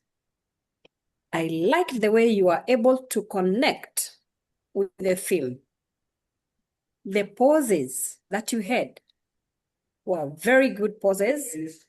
Your Zoom presence was good, and your hand gestures were connecting with the audience. You may wish to challenge yourself to practice on the vocal variety, because what happened, you are very calm, you had those poses, but you had the monotone. There were some areas whereby when you're introducing the speakers, you are getting excited, you are smiling, but the tone was the same. So if you may wish to practice on the vocal variety, you will take your presentation to the next level. Overall, you did well. Well done, Ghada. You demonstrated good understanding of today's theme, that is leading with emotional intelligence. Your poses, your gestures were very good. When you work on the vocal variety, then you will take your presentation to the next level. Overall, well done, and back to you, our General Evaluator. Thank you very much, Lydia. I noticed that you started right away sharing what worked. Then you move into what could make it better. I will say this again. Be more succinct, not succinct, that's not the word that I want to say. Tell us exactly when that the voice needed to change. We need examples because it makes it easier on the speaker to take on those recommendations. I loved that you finish by giving a summary of your evaluation. This is very important because if you were to participate in a contest, I think that alone is 15 points so that everybody knows. Thank you. And now it is time to call on Tony. Tony Bratchett is evaluating the leadership education speaker, Oltesh Thobias. For Tony, emotional intelligence is important because he is still learning about himself. Please help me welcome Tony Bratchett. General Evaluator, fellow members, and most welcome guests. As a reminder, Oltesh's presentation is on preparing to speak professionally, and you and I were the audience. Oltesh, your keynote presentation demonstrated a professional speaker's message, and it was supported by good delivery techniques that enhanced your content. You asked me also to pay attention on how you would balance emotion with logic. Well, you opened with emotionally charged scenarios.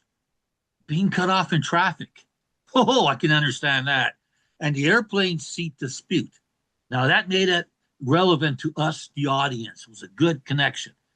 And for me, it was the traffic incidents. Then you transitioned smoothly into your central message, which was that emotional intelligence determines how we shape outcomes in our relationships, workplaces, and communities. Second, your structure mirrored a professional keynote format. You moved from the relatable emotional hooks. You had a clear definition by Daniel Goleman, and your personal stories illustrated unexpected emotional triggers, like the email at work. Ooh, you know. Your delivery techniques included the use of questions which engaged us, such as, how do you behave during a heated debate? And of course, that brought us into your narrative. Now, balancing emotion with logic. On the emotional side, you share those personal experiences, including being told you can't think straight when you're angry, which showed empathy. And on the logical side, you integrated a list of professional consequences, such as reduced engagement, turnover in the workplace, and the toxic culture. That combination gave your message both heart and credibility. Now, personally, my takeaway that will last beyond today is, what is my emotional reserve? What's left in my tank to be effective, especially when I need it? Thank you for that. Now, recommendations for greater impact. To elevate your already strong keynote, I suggest more intentional pauses during those reflective moments, which will allow us to absorb your message. Such as, when you talked about the gunshot during the traffic incident. Whoa, that's what hit me in the head. Gunshot. Whoa. And in your closing, you summarize nicely with the profound advice you gave us. But I suggest you add a single memorable call to action, such as, choose one emotional trigger you will start mastering today. Well, that's our call to action to each one of us, because a keynote finish like that benefits with that final directive suggestion. In closing, you met and exceeded the objectives of this Level 5 project. Your speech was professional, engaging, and meaningful. In other words, Oltesh, your polished presentation was a mirror for our reflection on being emotional intelligence. Well done, and thank you, Oltesh. Back to you, GE. Thank you, Tony. With Tony's evaluation, what I noticed, the words flowed brilliantly. I did not hear too much I like or I did not like, which was wonderfully done. What I would like Tony to pay attention to is the time, because when Tony started his recommendations, he was already in the yellow. Pay attention to the time. But in all, your evaluation was very professional and also very personal to the speaker, which elevated the presentation. Thank you. Madam General Evaluator, may I interrupt? Can Shanisha please open her video? Shanisha, can you turn on your video so that we can see you, please?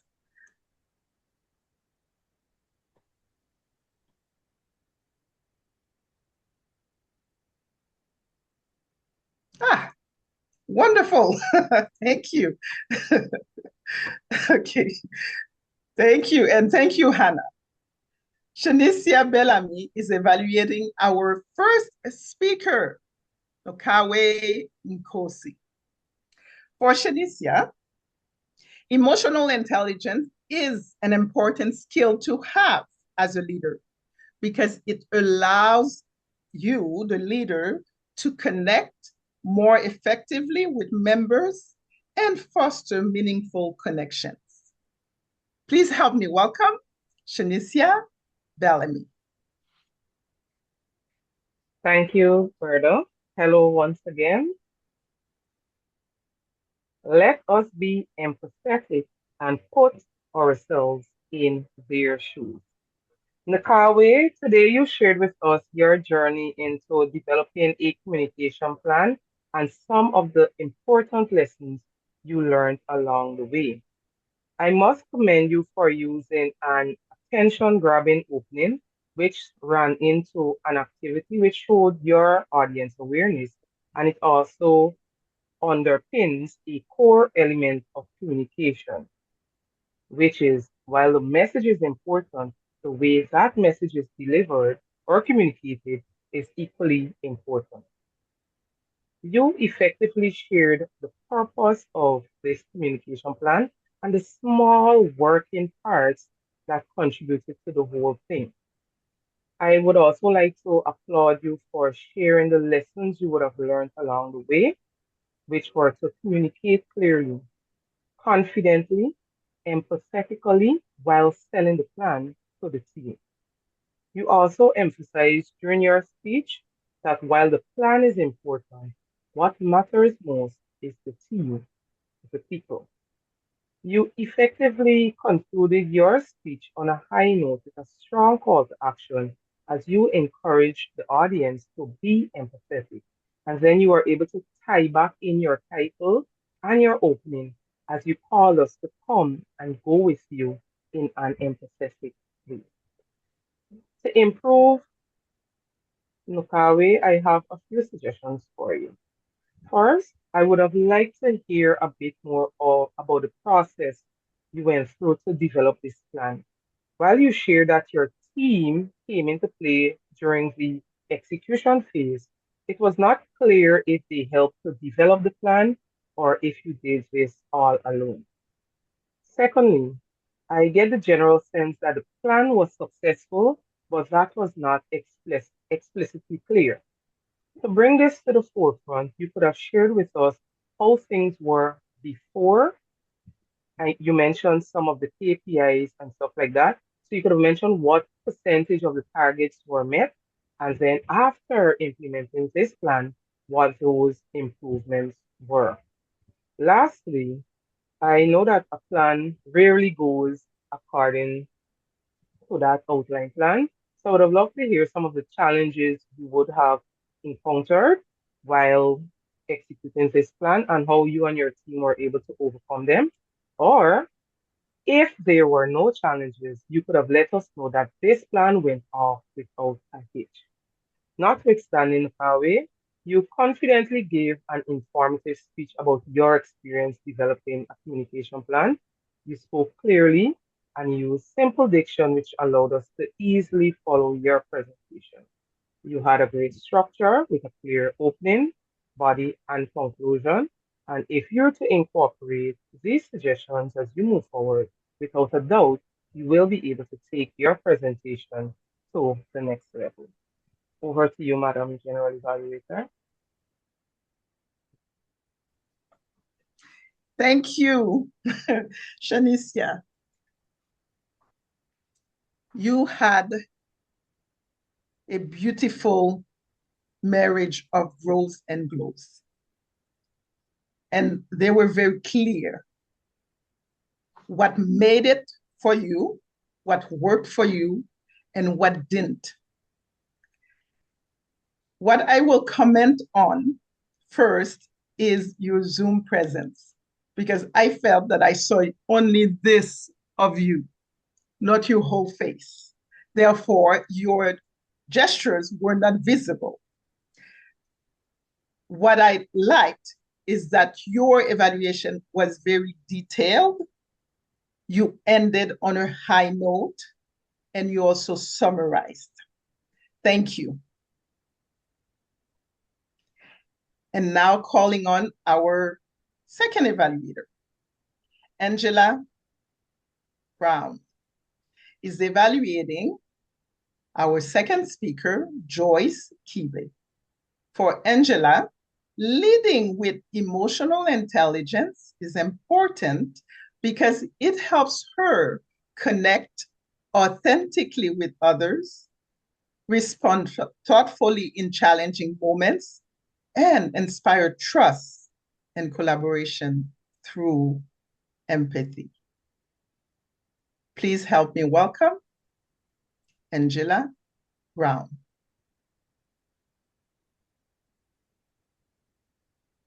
Good morning, fellow Toastmasters and distinguished guests, especially you, Joyce.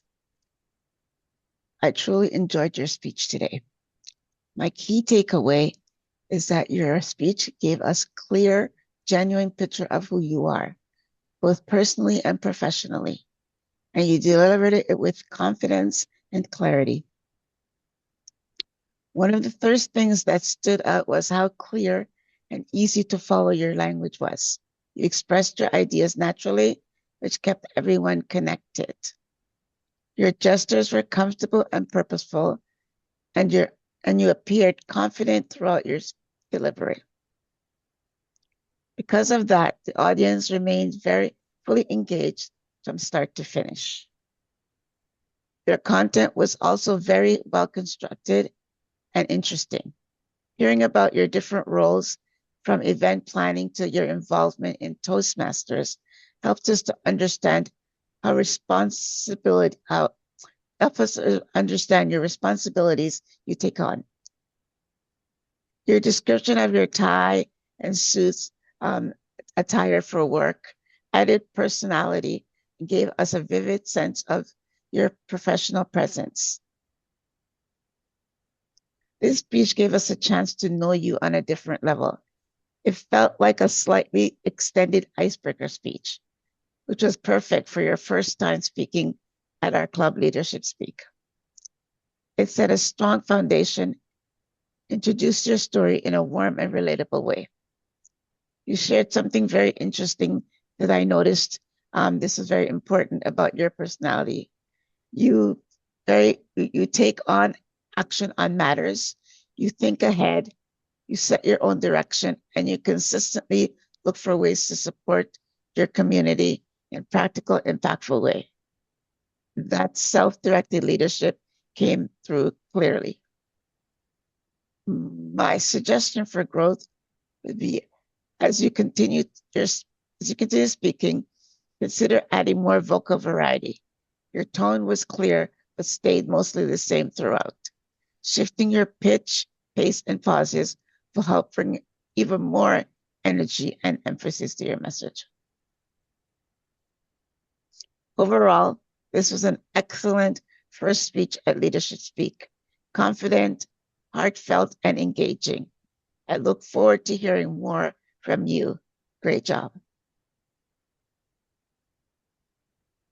Back to you, Madam General Evaluator. Thank you, Angela. Your evaluation had grows and glows. They were very clear. You presented your observation of the speech. What, for me, could be improved is that I felt the connection was not 100% there. Why am I saying this? I felt that you were reading your evaluation. And when we are giving an evaluation, it is important for us to have the connection with the audience and also especially with the speaker that we are evaluating. Although your evaluation was wonderfully done because you had growth and great recommendations, and also you ended on a high note, I felt that I wanted to see more of this connection. This is something to pay attention for the next time. All in all, great points that you shared with us and with the speaker. Thank you. And now our third evaluator is Ghada Shla. Ghada is evaluating Atul Sankar.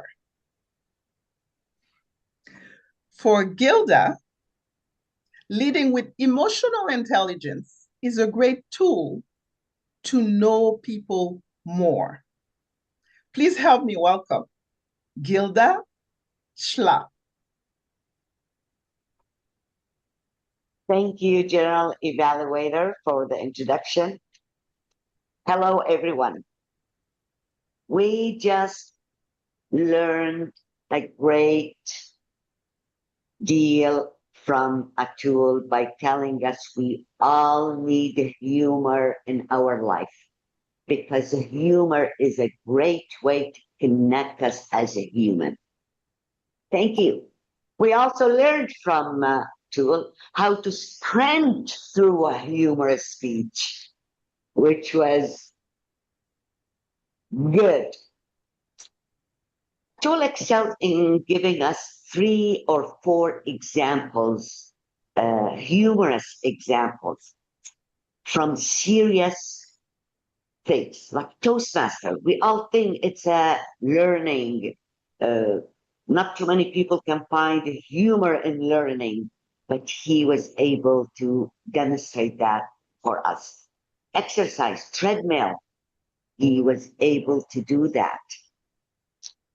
In traffic, in anywhere, but he mentioned the traffic in Tanzania, and he found humor in that. I also find very effective how he connected his message to the takeaway, to call to action. Collect your humorous points. And if you can't, just go through old photo albums and we could find humor in everything we do. Imagine, Atul, imagine if you were standing up a bit away from the screen. Imagine if you could pause after every punchline you gave us. After all, we deserve to share the humor you gave us. We had no time to laugh or to express our enjoyment when you were sprinting through your speech. You never paused. That's why you couldn't even use vocal varieties, because to me, you were reading more than delivering or feeling your speech. A pause is very important to connect with us, with your audience in anything we say. The last words in every sentence, I couldn't hear them. Maybe because of me or because they were not clear when you were saying them. All in all, very effective, humorous speech, very good collection of events. If we could just stand up, internalize our speech, pause, give the audience time to enjoy what we're saying, it would have been outstanding, exemplary speech. Back to you, General Evaluator, Toastmaster Ghada. Thank you. I like the way that you started your evaluation and also the way you finished your evaluation, Gilda. What I like about Gilda's evaluation is that when Gilda starts, we know exactly where she is going to go. It stops us when she starts because we know that we need to pay attention to what she is saying. I felt that her evaluation was very personable with the examples that she gave. They were precise. And also I felt they connected with the speaker. One thing I will mention is that when the red came, Gilda said, all in all. So it seemed that you were taken by surprise. Pay attention to the time as it is important. But otherwise, your evaluation was very personable, again, connected not only with the speaker, but also with me, who is part of the audience who is listening to you. Thank you. And now it is time for our fourth evaluator, Irish Casinella, who is evaluating E.J. McDowell.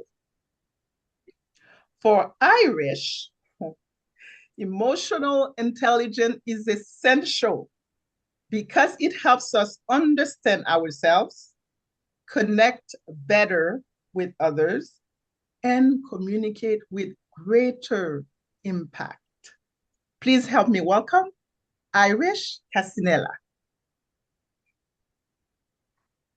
Thank you very much, General Evaluator. E.J., your speech today was captivating from the very first moment. Even before you began, the mannequin behind you created curiosity and set the scene for something very intriguing. And once you started speaking, your storytelling drew me immediately. I was fully tuned in and excited for the message. Let's start with some strengths. One of your greatest strengths today was the harmony between your body language and your vocal variety. You referenced your client and pointed to the mannequin behind you. I thought that was powerful. Your gestures, I could follow your tone and your pitch and your pacing. All just worked together very, very naturally. I think you just didn't present a speech. You brought it to life through your voice and your presence on stage. Your delivery also connected very beautifully with today's theme, emotional intelligence. You demonstrated emotional awareness as you spoke, emotional connection, and emotional expression through the questions you asked all the way along your speech. The way you told the story and the authenticity in your tone, it elevated the meaning of your message. Trust me. Your content was also very powerful and insightful and the truth thought-provoking at the time as well. I liked it. The questions you raised along the way made me reflect actually. You are a clearly natural storyteller, and it's easy to understand why your client asked you that you should be on stage. If I were to offer one improvement, fellow Toastmaster AJ, it would be time management because you exceeded the allotted time by about 3 minutes. As I found myself watching the timer, I was a bit concerned about whether you would be able to conclude comfortably. So being slightly more mindful of pacing will ensure definitely that you will maintain a more impactful without feeling rushed at the end. So overall, thank you very much and congratulations. It was an impressive and emotionally connected speech. Your voice, your body, and your message all work together in great harmony. So congratulations.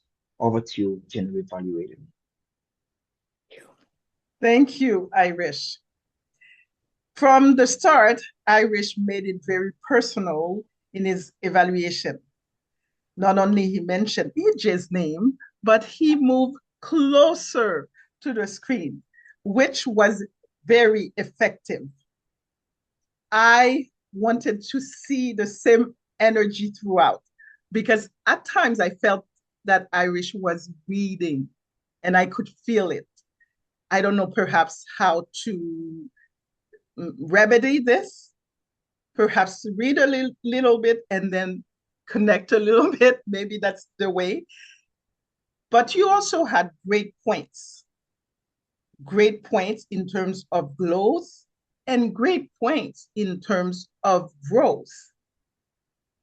Pay attention to the time because I saw when the red came, the overall came. Pay attention to that. But your evaluation will definitely not only help EJ, but also help me and the audience. Thank you. And now it is time for our fifth evaluator, Nelly Jane. Nelly Jane is evaluating Ember Katrina Pate. For Nelly Jane, emotional intelligence matters because leadership is about people. It makes working with others a whole lot smoother and happier. Please help me welcome Nelly Jane Galido. Thank you, General Evaluator. My biggest takeaway from Amber's speech is that leadership isn't about standing in someone else's shoes, but standing on your own shoes. That message really stayed with me long after she spoke until now. She opened her speech with a vivid scene of a person stuck, trying everything to get something, but ended up getting nowhere. This hooked me instantly. And through that story, she helped me empathize. And that empathy beautifully tied into our word of the day. And Amber's key message was clear and compelling that sometimes the person we fear or misunderstand, may actually be the very most person dishonest. And in a world full of shifting expectations, we have the choices and the responsibility to become ethical chameleons, not manipulators, not pretenders, but adaptable leaders who changes for the right reasons and who keep others safe.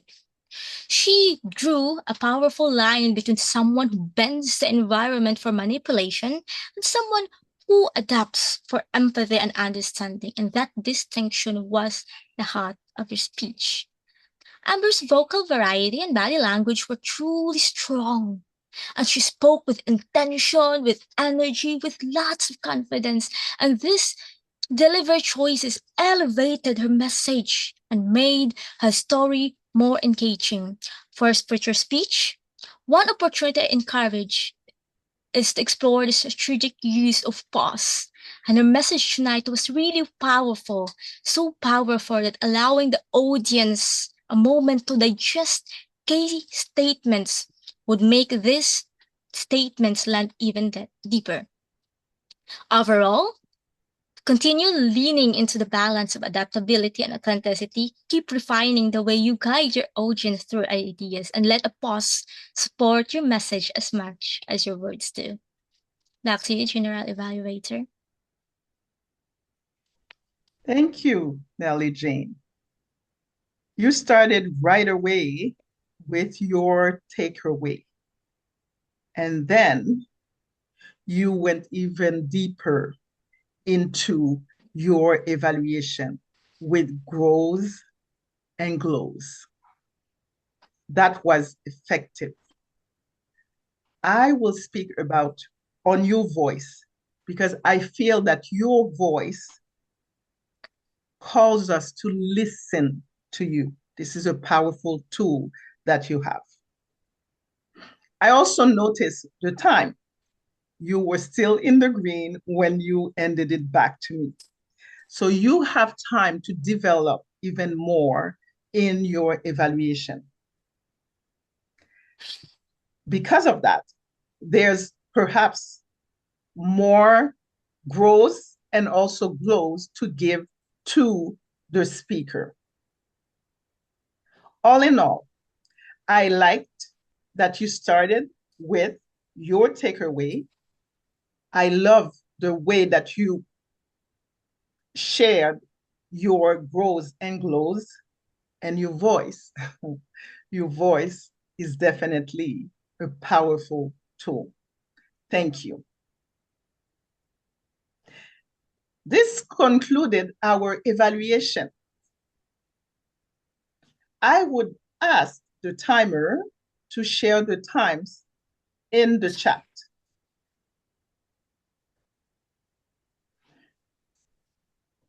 Thank you.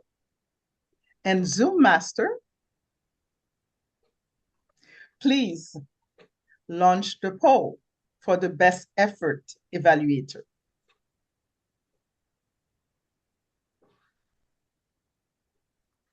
And also let me know when everything is concluded. Thank you.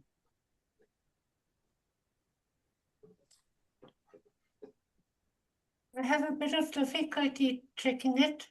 Holmes, can you just help me, please? I can see it. Oh, there's the evaluator. Okay, thank you. I can see it. Thank you. Yeah, thank you.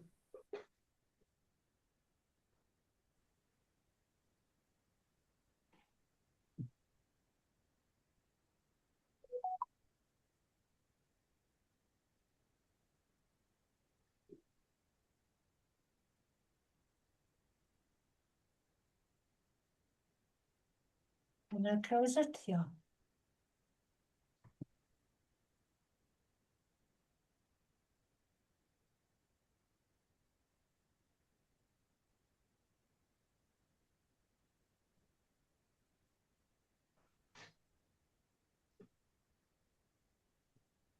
Have we concluded? Yes, I have. The poll? Okay, Yes. perfect. Thank you very much. And now it is time to call on the grammarian for her report. Please welcome Leah. Thank you very much, Madam GE. I feel like I had a very difficult task today because I must say the grammar use this today has been really well done. I was trying to really listen a lot, especially to improper usage. But in terms of our use of the word of the day, showing here, empathy.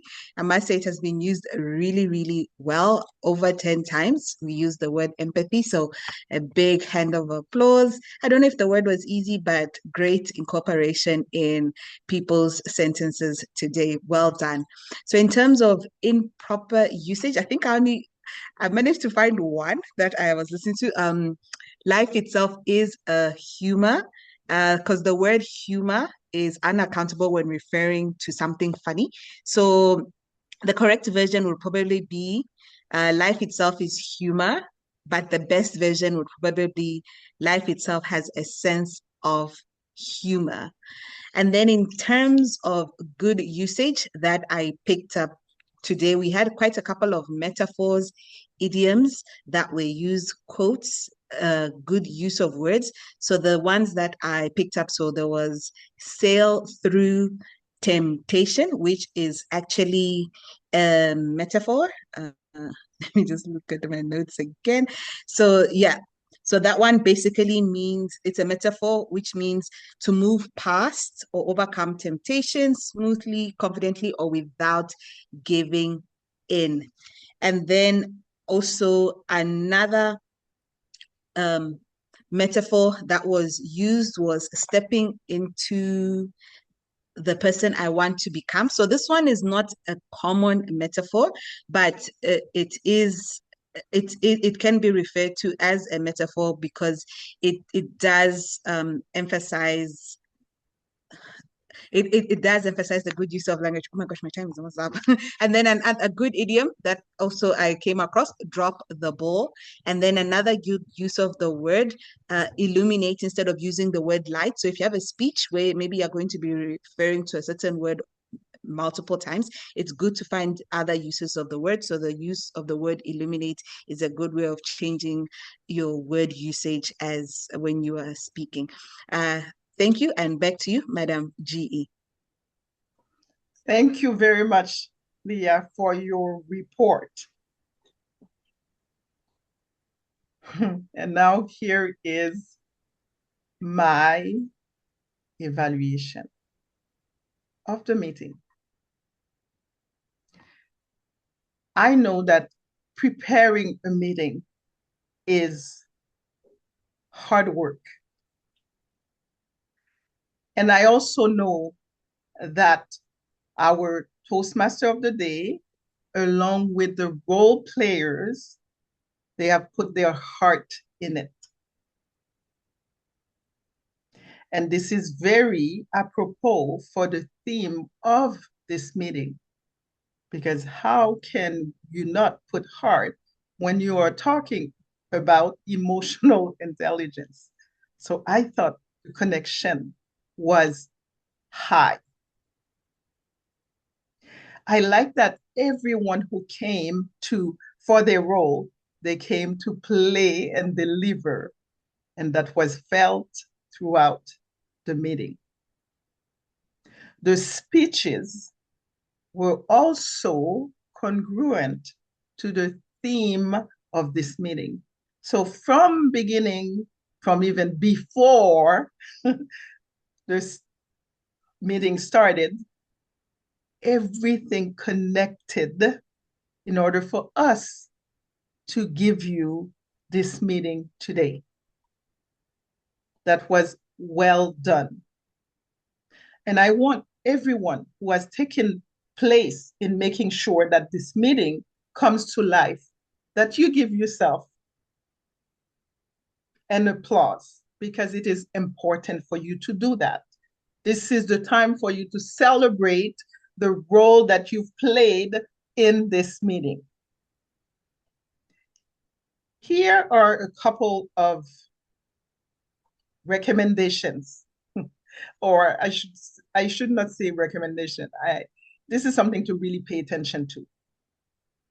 Role players. As we all know that we have a form that we need to fill out. It is not asking too much. Please make sure that you fill it out, because when you don't, it puts more stress on the main role players. Because as I am in the meeting, I am listening, I am paying attention, especially as the general evaluator and Toastmaster of the day. I am thinking, okay, I'm missing somebody's introduction. And my heart goes boop, boop, boop, boop, boop, boop, because I want everyone to look good and to feel part of the meeting. So therefore, pay attention to this. And for the next weeks, please make sure that you fill out the form as it is necessary. I also would say that it is not necessary for you to say your name, especially after you have been introduced, because your name was already said. Therefore, start right away in what you have to say. For the role players who were mostly in the background, wonderfully done. Because we need you in order for the meeting to work the way that it did today. Now, one thing I also noticed, at some part I was still spotlighted and I thought, with horror, I'm not speaking, I shouldn't be spotlighted. And as I was going to send the text, it was already removed. So thank you for that. The evaluators, wonderful work today. I liked that empathy was part of your delivery, and this was for speakers and evaluators. I want to say thank you to all of you who are here, not only to the role players, but also to the guests. So if you have not done so, please take the time to fill out the guest book. That was my evaluation of this meeting today. It's been a pleasure being with you. And now I would like to hand back the control to our Toastmaster of the day. It's our pleasure to have you today as a general evaluator. Thank you for your grounded and constructive evaluation, feedback, and leadership. Now, thought of the day is to our star of the day today is to Ghada Felix. Back to you. Very fast back to you, Ghada. Okay, so I am back for the thought of the day. Thank you very much.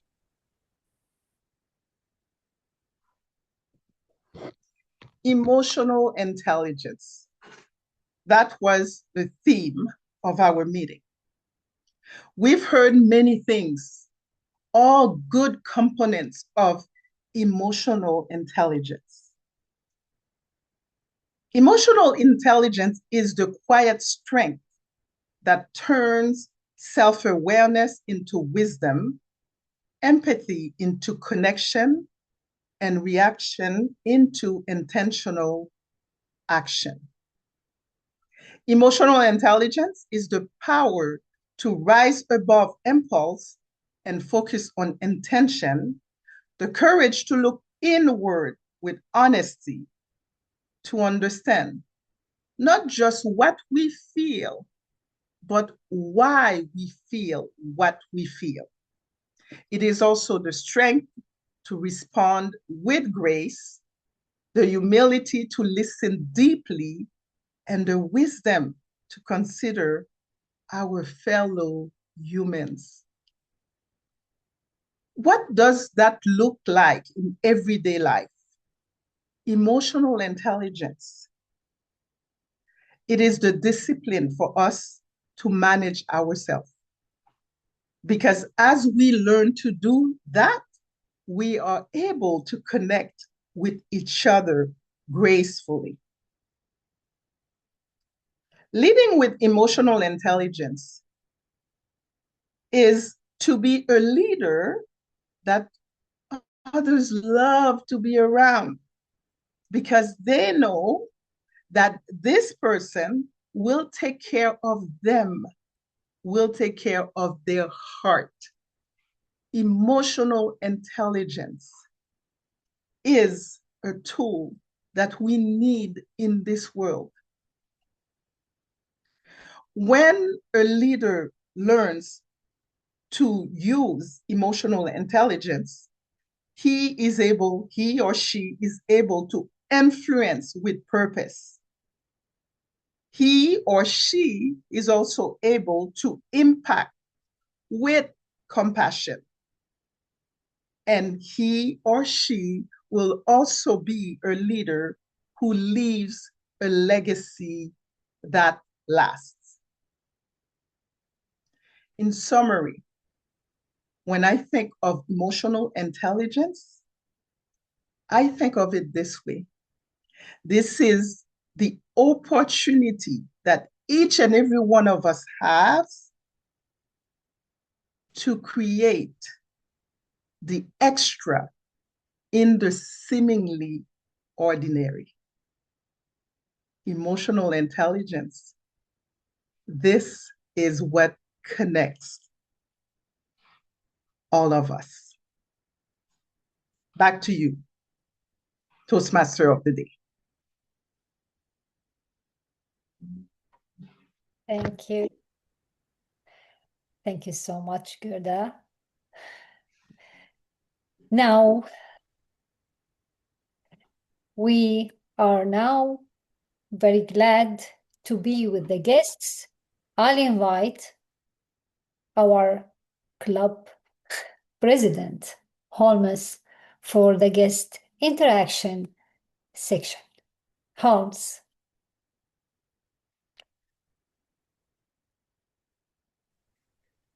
Ghada, before I go with the guest, let's have the PR master to share the results for our best effort speaker as well as best effort evaluator. Sure.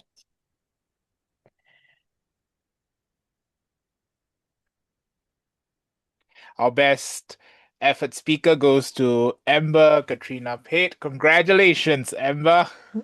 That was a wonderful speech. And our best effort evaluator goes to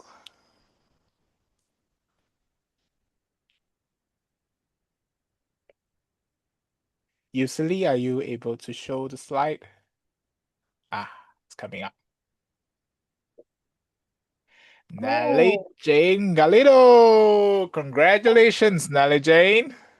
Congratulations. Very proud of you, both Amber as well as Nelly Jane. Thank you so much, Yuseli. All right. As we are approaching the end of the meeting, I would also like to invite some of the most important people in the meeting room, which is the guest, to share some of your comments with us. I'll start off with guests that have signed on the guest book. Sarah Mujale. Sarah Jacob Mujale, are you available to speak with us? Sarah? I'll just quickly move on for some of those who do not have their cameras and microphones on. If you happen to be available after that, please go ahead and drop us a signal and I can speak to you. How about Leia? Leia Mwende? Leia? I'll move on. Vivian Megalidan. Vivian, are you available?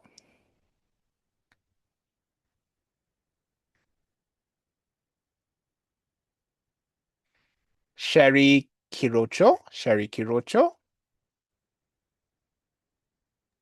I really love the speeches, and my takeaway home is to be very keen when you are one, an evaluator, and being very specific on the areas that you recommend and also the areas that you tell the person to improve on, and also the good points that you note, and also just making sure your presence is felt during the speech.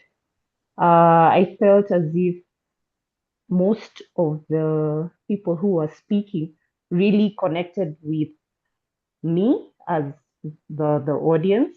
And in terms of leadership, I also picked something about emotional intelligence. So I really loved being in this leadership speak club, and I will continue joining in because I got to learn a number of things. Thank you. Thank you so much, Shelley. It's a pleasure having you here, and you are invited always to come back whenever you are available. Thank you so much. Vivian, I notice you have your hand raised. Would you like to share some of your comments with us? Vivian? Yes, I got my mic working now. Yes, out of the many things to learn, and I love them all, one stood out because it's what I've always been saying. It's the vocal variety and voice tone. You might have your entire spiel properly written, but if you deliver it either in monotone or you know how some people just giggle all throughout, I'm like, what? So I thought that was precious because if we watch people perform, right, even in regular meetings, beautifully written. But I said, if it's ever like for all of you, you're so advanced, if your talk, your speech ever goes to Spotify, oh boy, vocal variety will be so important. So that's what's in my heart and in my mind. And thank you very much for the warm welcome. Thank you so much, Vivian. I appreciate having you here and having you visit us week after week. Thank you so much, Vivian. We also have a guest with the camera on. Josu Violat, I hope I'm pronouncing correctly. Josu, are you available to speak? Hello, everyone. Hi. This is Josué Veyot. I Hi, was, Josu. Yes, go yeah, ahead. I was invited by Yusri Joseph, and today I'm very happy to be with you. I think it is a powerful space for learning, empathy, and constructive feedback. I learned a lot about emotional intelligence, and I hope to be with you again. And thank you for welcoming me. See you. Thank you so much, Josu. You're welcome to visit us whenever you are available. With that, I'd like to hand back the time to our Toastmaster of the day, who will adjourn the meeting as well as continue a conversation with members as well as guests who are able to stay on. Over to you, Madam Toastmaster of the day. Thank you, Holmes. Thank you. And I thank everyone who attended this meeting today. Thanks for the role takers and the ones who are working behind the scenes, all of us who made this meeting succeed. Thank you. Thank you again. I really appreciate your efforts. And I invite now the Zoom master to stop the recording, and we invite all to have our